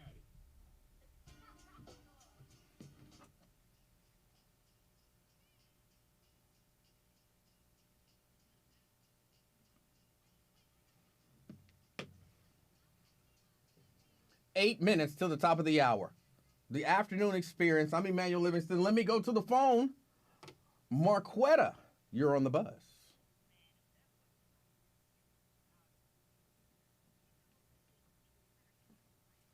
That's why we have peeping Tom laws. And here, when you have voyeurism issues, when you like to watch people, you still don't have the right. There are laws that protect people in their private dwellings. If you close the windows, you can't. It don't matter. It does. I want to read it to you. It does. Can I read it to you? Please. Okay. Peeping Tom laws generally make it a crime to view and or photograph or film a person without his or her consent. Peeping Tom statutes differ from state to state. That's enough on that because it sounds like you have a soft spot for taking up for Peeping Tom. You didn't actually read anything. That meant nothing, but go ahead. That's the law. That's what it says. You didn't read a law? You did not read a single law. Okay, let's read the law. What are California's Peeping Tom laws? He not in California. 647. Where was the state at? This was here in Ohio. Okay, let's look up Ohio Peeping Tom laws. I didn't call for that. You just put out a lot of information, and I always the reason I called in is because I don't work for the buzz. I'm not a buzz personality. All right. And what I noticed that whenever I make a comment on YouTube, you take it completely out of context, but you make it a point to say my name. You don't do that to any of your other people in the comment section. That's not true. I say everybody's name when I read a comment. Okay. Section 290708 Ohio Revised Code. It says no person for the purpose of sexually arousing or gratifying the person's self shall commit trespass or otherwise surreptitiously invade the privacy of anyone. That's spying, eavesdropping, filming, or otherwise. It's voyeurism in Ohio State ORC 2907.8. And then the other thing I want to talk to you about. And hold on, just for the record. And if he was in public, he wasn't trespassing, so he didn't violate that. But go ahead. The point is you invade in the person's privacy, whether you are in public or not. It is. That's if not you are true. a little girl and you're 12 The years law old, is you're in a quite store, specific. and a man has mirrors on his shoes, which some men are known to do, and you're in a public place and he happens to walk past you and put his mirrored shoe up under your skirt to see your vagina. That's totally different. That is totally different than me walking down the street and you having your window open and being naked and me seeing you. That's totally different. You obviously. Have you seen Megan Good's booty eating scene in Harlem? I'm sorry, say that one more time.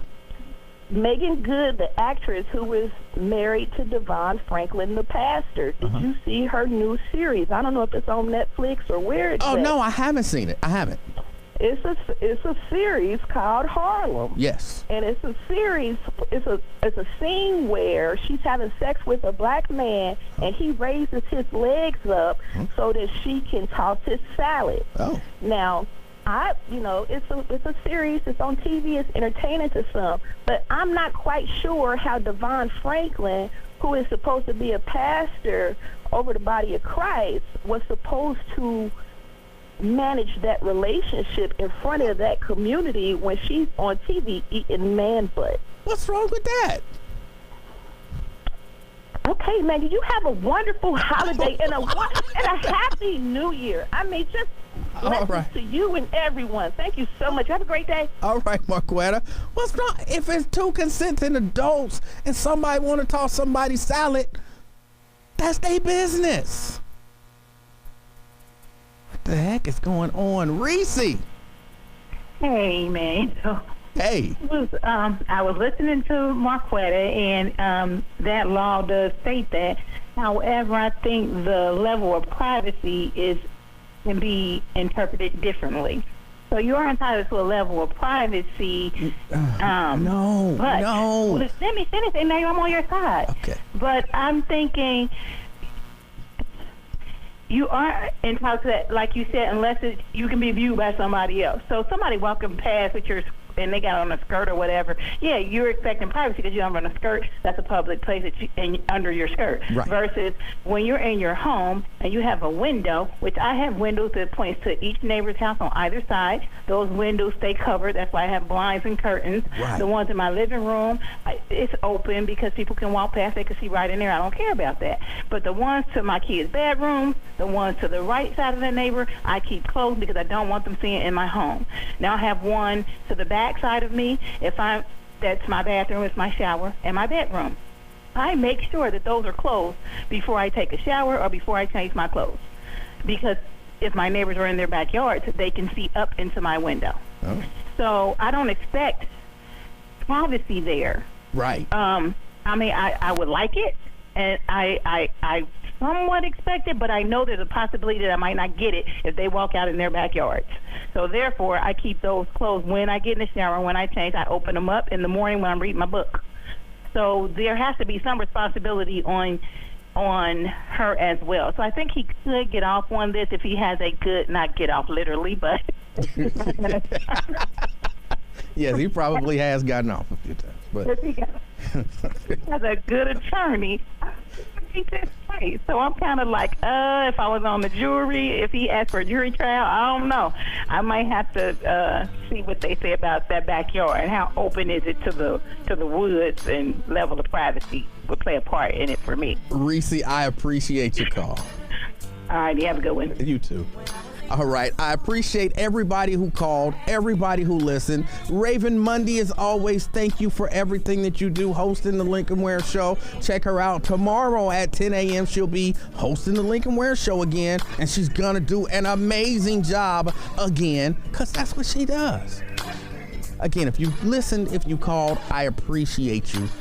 Al Sharpton is up next. It's been the afternoon experience. My name is Emanuel Livingston. My title is still the King of Talk. There is none higher. Until next time, I'm out, y'all. Peace.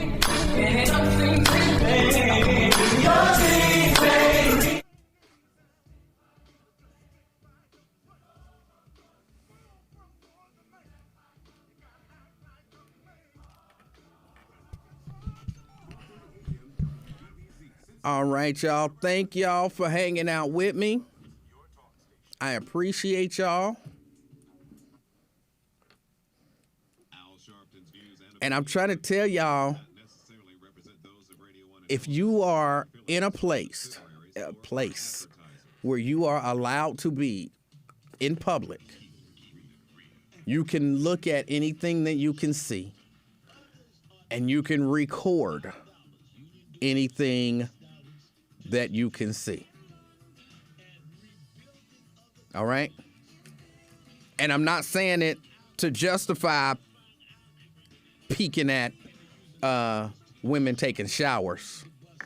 I'm saying it to say to you, protect your privacy.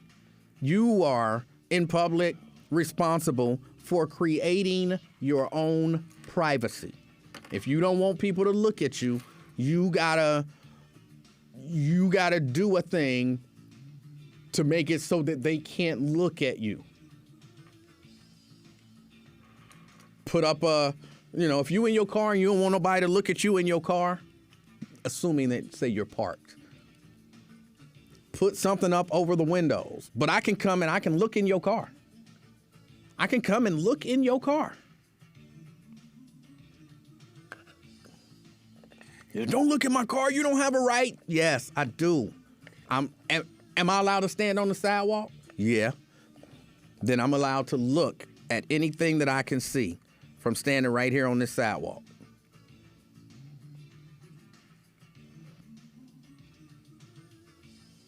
Now, again, I'm not saying that you should. I'm not saying that man should have been looking at that woman. Not saying that at all. He should not have been. I just don't know that legally he's should get in any trouble for it if, and I keep saying the if he was allowed to be where it was he was. That confused me. If he was allowed to be where he was at when he was looking in the window. So if them woods, he was allowed to be in them woods, he can look. And why would, I hope they didn't get divorced over that, because Megan Good was in a movie where she tossed somebody salad. Number one, it's a movie. It's a movie. And number two, tossing salad is not illegal. Two consenting adults tossing salad is perfectly fine if that's what they want to do. Do we really want to live in a world where tossing salad is not legal? And look, I'm of the mindset that if you married, whatever you and your spouse want to do, y'all can do. I genuinely believe from, let's say, a spiritual standpoint, if you believe in God or whatever, I don't believe God looking at two married people thinking, that's nasty. You shouldn't. That's nasty. You shouldn't be doing that. I don't believe God is looking at it like that. Ugh. No. That's Sharpton. I don't know what they be doing either.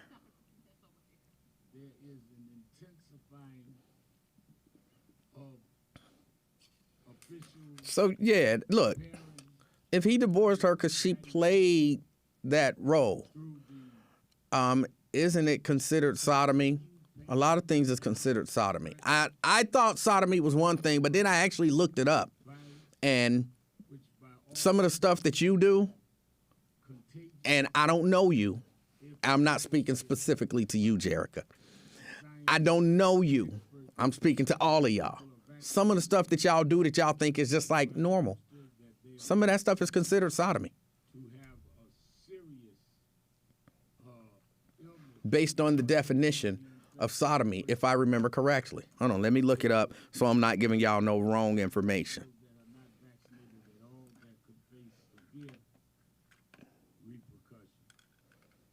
Many sports events, some Broadway shows, other events have been... Yes, oral sex between two people is also considered sodomy.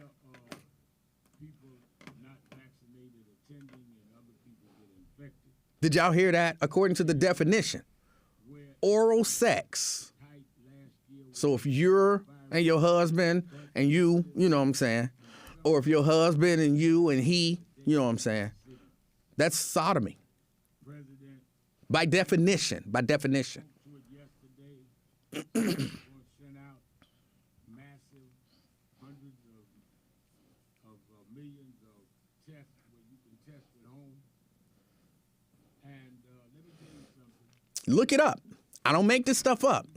Look up sodomy. I thought that same thing, Myosha, until I got into a conversation with somebody and they pointed out to me that no, that is a part of it, but it's a much broader definition. So there you go. You learned something. At the same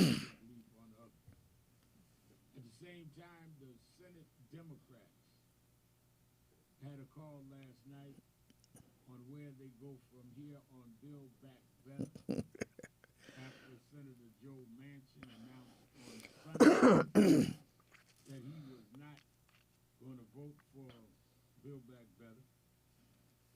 And his one vote... And don't necessarily take my word for it, even though, of course, you could, because, you know. But look it up.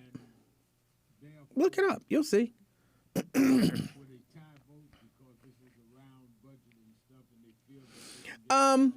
This is something else which is not really a topic, but I know a person who was in an automobile accident recently.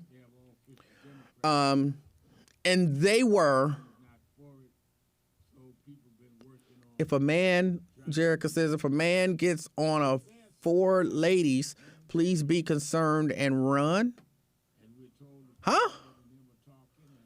I don't know what that means. Oh, if he gets on all 4, she's telling the ladies to run. All right. But he was in an automobile accident, and he was saying how good God was because nobody was hurt in the car accident. And that's always fascinated me. I've always thought that was funny when people say that. And you ask, well, why is God so good? Well, nobody was injured. God is in control of everything. God is in control of everything. So God made you have a car accident. Why would you say that? Well, he didn't make me have a car accident. I had a car accident, but he allowed everybody in the car to be fine. Well, then he allowed you to have a car accident. Why are you thanking God for allowing you to have a car accident when he clearly could have stopped it if he wanted to? My God, why did you let me have that car accident? That's the way I've always kind of looked at it. Like, thank God nobody died. He is good all the time. He wasn't good a few seconds before because he let you have that car accident. Voting rights without protection to vote. There are states right now, I told you, that have already changed the voting law. And only federal law will protect it. Miss Lucky Charm says in Loveland, Ohio, that's where it happened. There's some saying the president's going to deal with some by January 6th. And 5132 said she loved reading off Google. Hang up on her. Oh. And the Drum Age Institute, the National Action Network, and myself and others, that Glenn says salad tossing is against the 10 Commandments somewhere in the Bible, I'm sure. No, it's not. It's not. and working on our senators that day. None of this celebration, none of these sales and going to the mall. None of this. Will say he out. He don't want to hear no salad tossing conversation.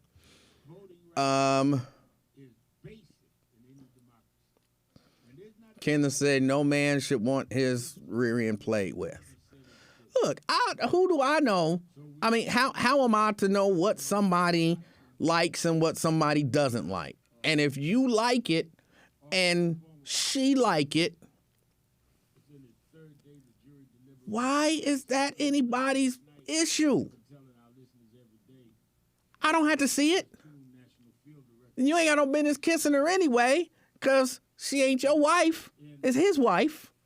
So why is anybody bothered about what two married people do sexually with one another? There was a note sent in almost 5 countries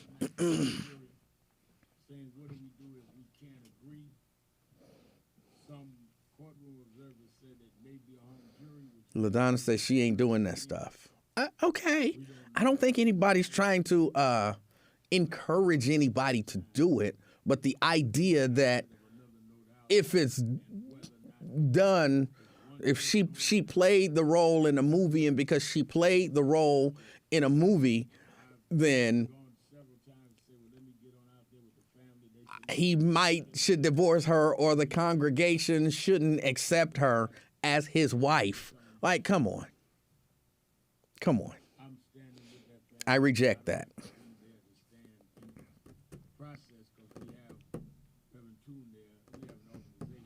Jerica says that's for white girls. They do all the nasty stuff. I don't know nothing about that. But I can tell you some sisters do some nasty stuff too. They catching up. We want you to pray though for the families. This is a lot of anguish they're going through. Oh, did y'all hear? I just saw this earlier today. I was looking through the news. Tri-County Mall. They're talking about revamping Tri-County Mall. I don't even know. I think I'm going to make a trip out to Tri-County Mall and just walk through. I haven't been to Tri-County Mall and I don't know how long. I haven't been to Tri-County Mall and I don't know how long. I'm pretty sure they're still open. Are there any stores still in there? And is Forest Fair Mall still open? Like, I know it's a few stores out there, but can you go through the mall? Is that still open? But they're talking about revamping it, and they're making it like a mixed-use place. They're going to put, like, condos and stuff there. There was an artist rendering, like they're going to build it up. Basically, it's going to be a neighborhood. non-negotiable and the ramifications of that. Oh, Lady K is here. We ain't seen you, or at least I haven't seen you. You might have been here. I haven't seen you in a while. Of the killing of this young man, that I don't feel there's been any proven reason that Dante Wright was killed by this former policewoman. Let's take a break and open up the phones. All right. Says you went back to the office. Well, I hope everything is good with you at the office.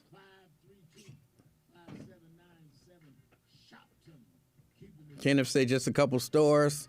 Can't go in the mall.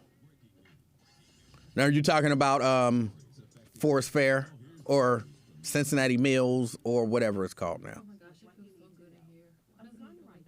What does it feel like in there? Oh. I know you don't need anything, so I'll see you tomorrow. See you tomorrow. Tomorrow is the game. So you're showing innocent. Yes. Okay.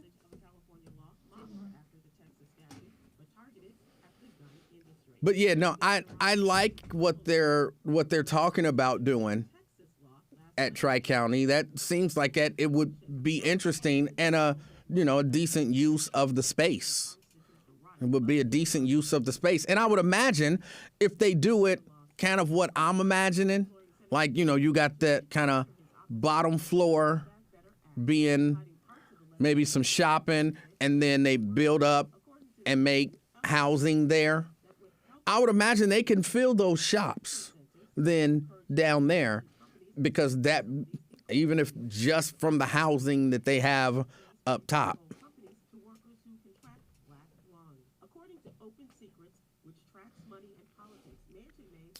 Oh, wow. Myosha's sharing information. She says a guy tossed her salad like 20 years ago, and it was gross. I don't know nothing about salad tossing. I never had my salad tossed, and I never tossed nobody's salad. But if somebody else like it, let them just have it. All right? Let them just have it.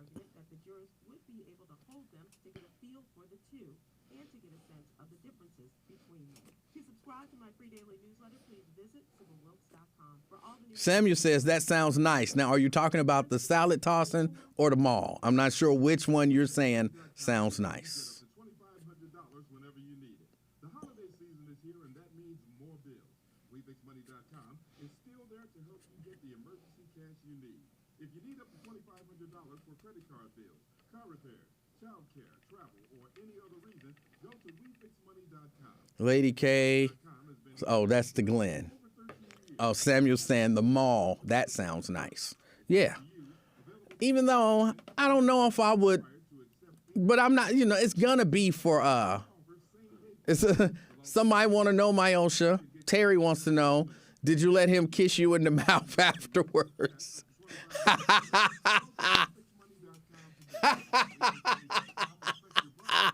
That's a legit question. It's a legit question. Oh. Richard talking about Audit the Audit, which of course I watch on a regular basis. Diversity strengthens science. That's been a guiding principle of my institute. Yeah. Yes, Myosha called him Genghis. This your salad, Genghis. This your salad. Who the hell is Genghis? You, Genghis. Oh, that's so stupid. That is so stupid. That is so stupid. Well, she did not answer. So, her lack of answering makes me believe, possibly.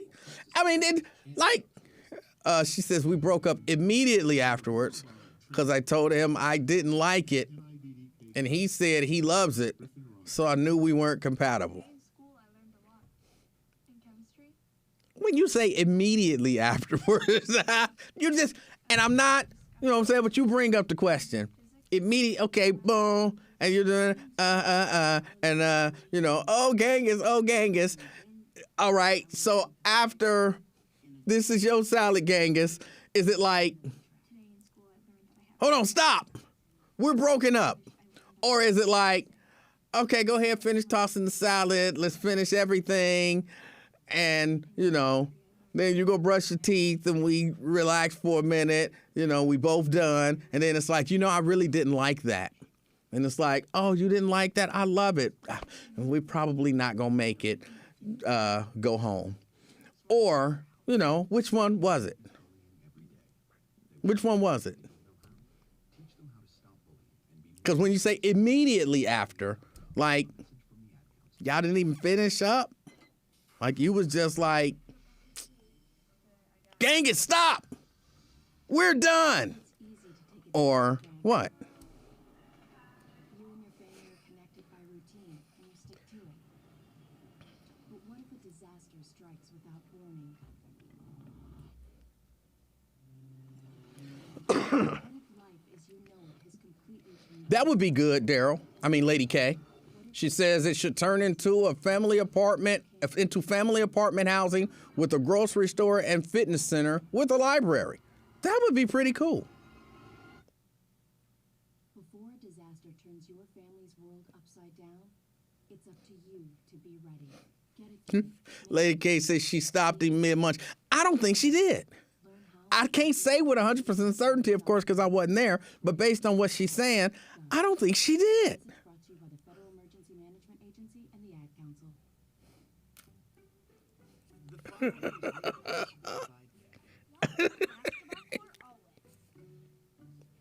Because the players kept dribbling all over it. The dad joke. Corny, groan-worthy, but also one of the simplest ways to share a moment with your kids. Why do you have to be careful when it's raining cats and dogs? Because you might step in a poodle. And kids time with their dads grow up to be smarter. Can I tell you a cat joke? You're a kitten. Something is wrong with y'all. Something is wrong with y'all. Oh, hold on. Let me see. I got to do this. Dad jokes rule. So take a moment to make a moment and give your kid a laugh. It's as easy as going to fatherhood.gov. Brought to you by the U.S. Department of Health and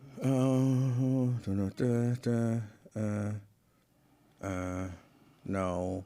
When I grow up, No. a new pair of blue jeans. Yes. When I grow up, I want to be a kid's first computer. I got to go do, let me pre-register. I got to go do my coronavirus testing today.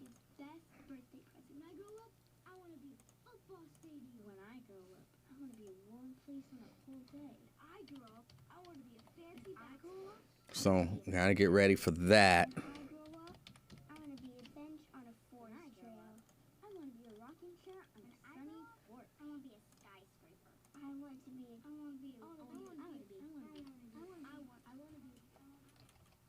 When I grow up, I don't want to be a piece of And I'm not telling anybody else to do it. I won't be. Give your garbage another life. Recycle. Learn how at iwanttoberecycled.org.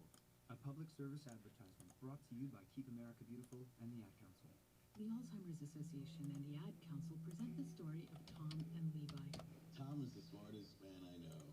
He's been a professor at 2 major universities, been a teacher for over 40 years. One day, he told me that he was having problems in his classes. I think one of the students had asked the question and he didn't. But I am getting ready to, got to do my stuff here. And he was telling them that he was doing it as a favor to them, but I think in reality he just wanted to get out of there. I was really starting to worry because I saw something was wrong.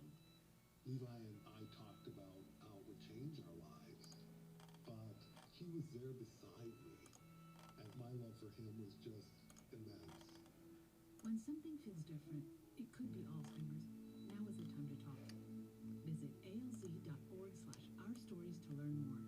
A message from the Alzheimer's Association and the Ad Council. It's the afternoon experience with Emanuel Livingston. Weekdays from noon to 3. All right, I'm almost done. Your talk station.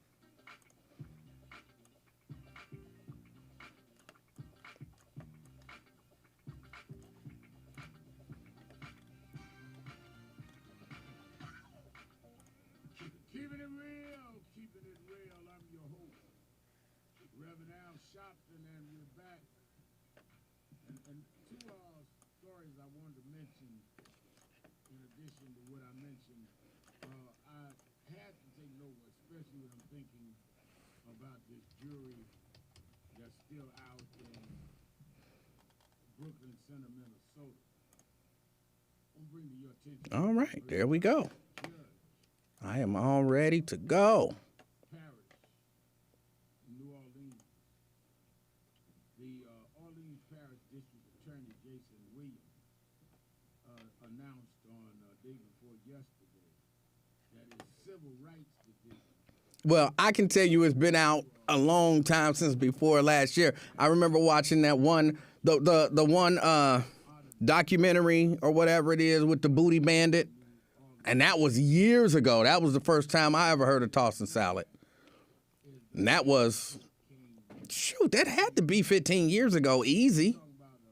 Black using a racial epithet. And her lawyer now has admitted it's her voice on the issue.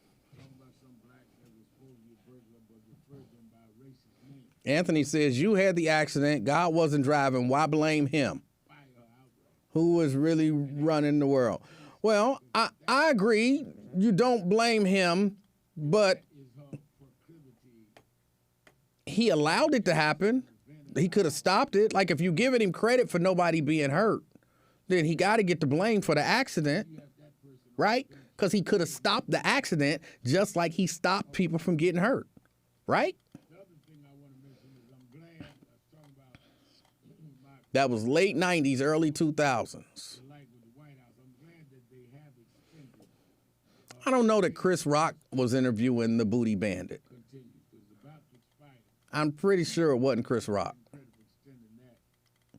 Because we're not out of this pandemic yet, and that should be extended. Again, let me remind you to order my new book coming out in less than 2 weeks now, first of the year.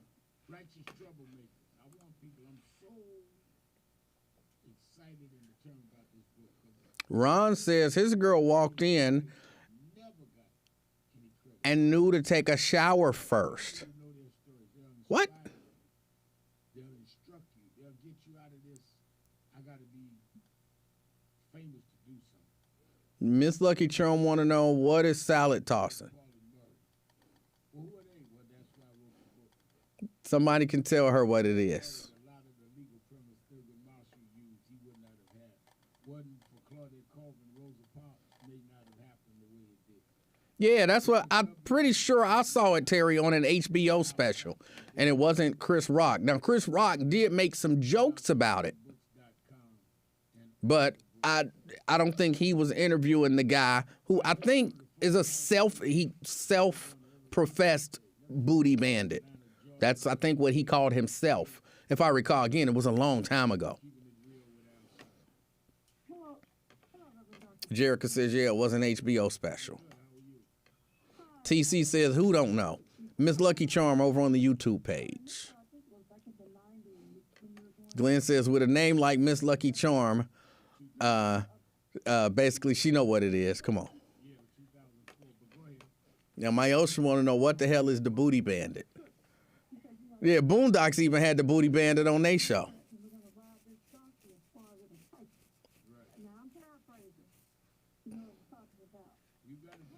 Anthony want to know, where do people live that don't know about tossing salad?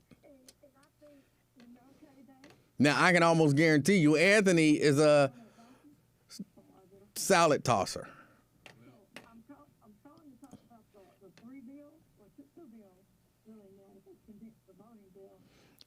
E-Man, question, did you think Judge Hunter still has fight and confidence in being reinstated, meaning to practice law again? Yes, she does. Yes. She still has the fight in her, and she is 100% confident that she's going to be reinstated, all the charges are going to be thrown out, and she's going to be made whole. Yes, 100%.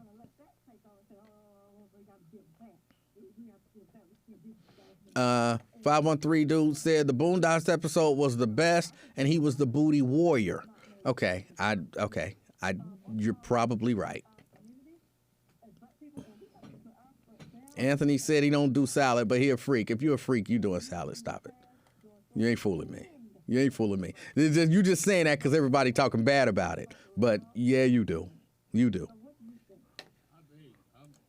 You know, I announced it with Martin. I'm with that. You cannot have an indefinite deadline.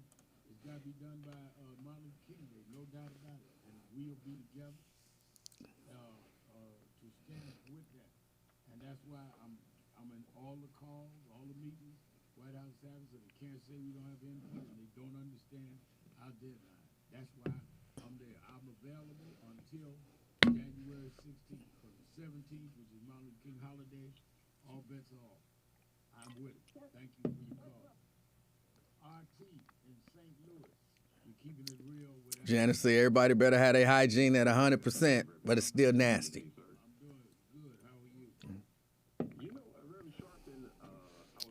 It ain't something that I would think that I would do or like. But people like different stuff. Like, people like different stuff. She unlatched the strap holding her 9mm in its holster. She didn't unlatch the strap holding the taser in its holster. She only unlatched the strap holding the 9mm in its holster, and then she placed her right hand on her gun in preparation to use it if needed. Now, Brent said clips are out there on YouTube, but I'm not posting the link.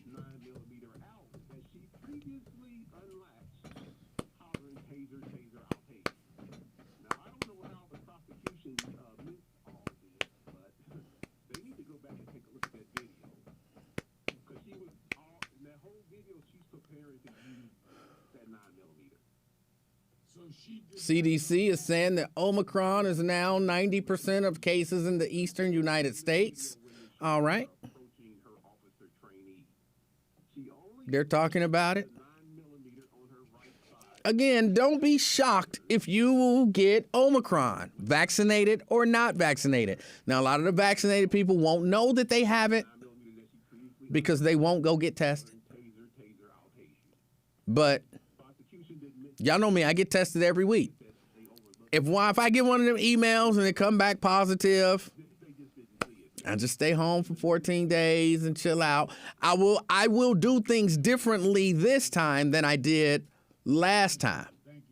Last time, I made the mistake of sitting around in the bed. I felt like I had a slight cold, and then I stayed in the bed. You know, because they wouldn't let me come to work. Because had it been just a slight cold, I'd have came to work. I would have came to work with a slight cold and worked. No biggie. But when they wouldn't let me come to work, and I wasn't really allowed to go anywhere else, and that's the way I would still figure it, I would quarantine myself. Oh, I'm positive. Let me quarantine. Let me let everybody know who I might have had any sort of contact with that I'm positive so that they can go get tested if they choose to, and then stay at home. But if I'm staying at home, I'm lazy. When I'm at home, you know, if I'm not, if I don't have to go to work, I'm not up out the bed at 6 o'clock in the morning. You know what I'm saying? I'm not up out the bed. Did I say Omarion? I meant Omicron. I'm sorry if I said Omarion. But I'm not up out the bed at 6 o'clock in the morning. I sleep in. I watch Cheaters. You know what I'm saying? On Saturday, I'm on VH1 watching Cheaters. The older episodes, I don't like the newer ones. But I wouldn't do that this time. I would get up. I would keep moving, you know, go outside, do something in the yard, blow the leaves again. I don't know. I would make sure that I stay active so that all of that stuff that set in the pneumonia and all that kind of stuff, hopefully it won't do that this time. So I would just stay active, take, you know, my vitamins and all of that kind of stuff, and that would be that, so that I could just go ahead and get through it. But I definitely wouldn't. I believe that the mistake that I made was laying around in the bed because I didn't have to get up and go to work.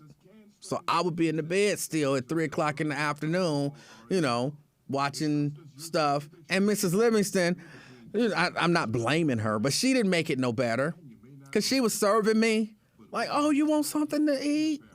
And I'm like, sure. Here, let me make you something to eat. Here, no, don't get up. I'll get those cups. Let me go in. And she was handling business. And I was like, that's what I'm talking about. It's the way it's supposed to be. My feet hurt. Can you massage my feet? Yeah, I'll massage your feet. I was like, what? What? But I wouldn't do that stuff now. I would still get my feet rubbed. But I wouldn't do all that stuff just laying around.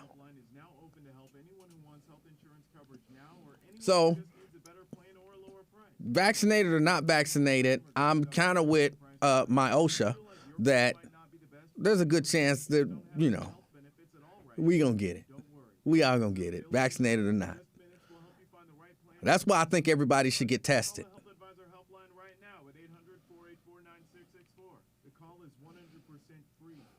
But I'm not going to say that again, like openly and loudly and proudly.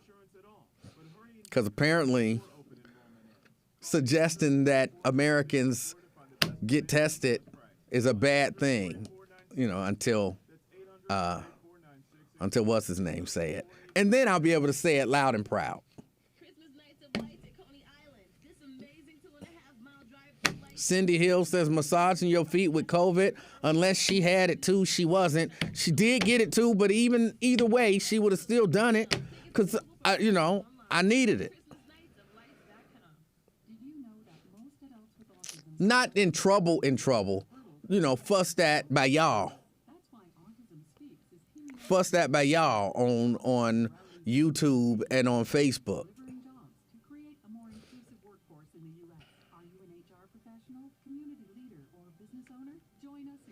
Glenn says, I hate it for people to touch my feet. I wouldn't let my wife put lotion on my feet. It felt weird. That sounds weird, Glenn. Yeah, no, she can rub my feet. She can do all of that stuff. She can't do it too, because my feet are really ticklish. I'm ticklish. So when she go to rub on my leg or something like that, I have to pull it away because it tickles. She go to rub on my feet, all that kind of stuff. And my OSHA says, Glenn, so you never get pedicures. That's interesting. But I used to, I've gotten pedicures before, but my ticklishness doesn't make it easy. And the women in there be mean. They ain't really being mean, but they be laughing at me. And I'm like, I can't help that when they be doing the little stone and all that stuff on your feet, it tickles so bad. I be trying to not be tickled, but it is what it is.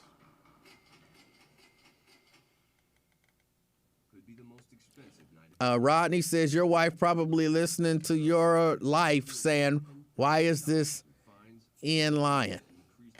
I got no reason to lie about it. But you don't have to believe it, Rodney. I'm comfortable with you not believing it. I'm exceptionally comfortable with you not believing it. So from your perspective, I am like Elijah. I'm just making up a story. And I'm comfortable with you believing that. Nearly 16 million children in America struggle with it. That's 1 in 5 kids who may not know where their next. And I tell the women, like, I'm exceptionally ticklish, so just kind of take it easy. They never take it easy. I think telling them that might make them go a little harder. But I be trying to hold it in, but you just can't hold it in. And it is, Shahira, kind of embarrassing. It is a little embarrassing. But let's face it, they can't do it without your help. Join me in supporting Feeding America and your local food bank at feedingamerica.org. Rodney says it was a joke. Don't be so sensitive. I'm not being sensitive. I'm joke or not. I mean, that's just all I'm saying. Just if you believe it, cool. And if you don't, that's cool too. I'm not either way.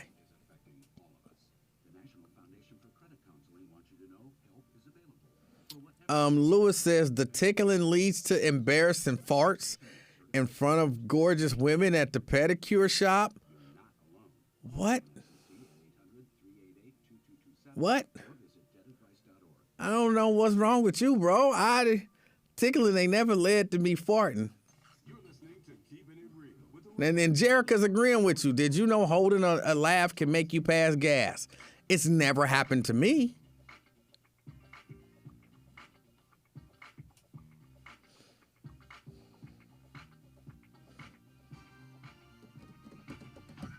But all right, y'all, I got to get out of here because I got to go get this test. Rodney say, okay, don't put on no pink panties like Glenn. Again, I don't know what that means. But all right. None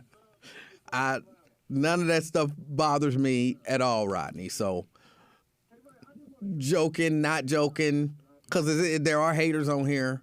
And my response to the haters is the same as the people joking. It's all good as far as I'm concerned. What? You never laughed and farted? Well, I mean, if I had to fart. I farted. But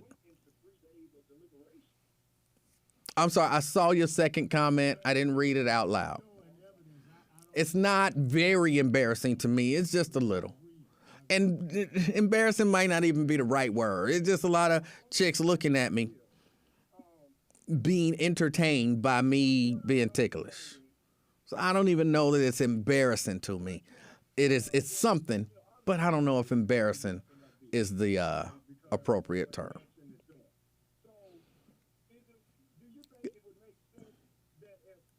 Thank you, Tanya. She says your show was very entertaining today. Janice says bye. And I got to say bye, too. I got to get ready to get out of here. I appreciate all of y'all. Be back on tomorrow. Again, tomorrow, show ends at 2:30. It's the afternoon experience. It's been the afternoon experience. Until next time, I'm out, y'all. Peace.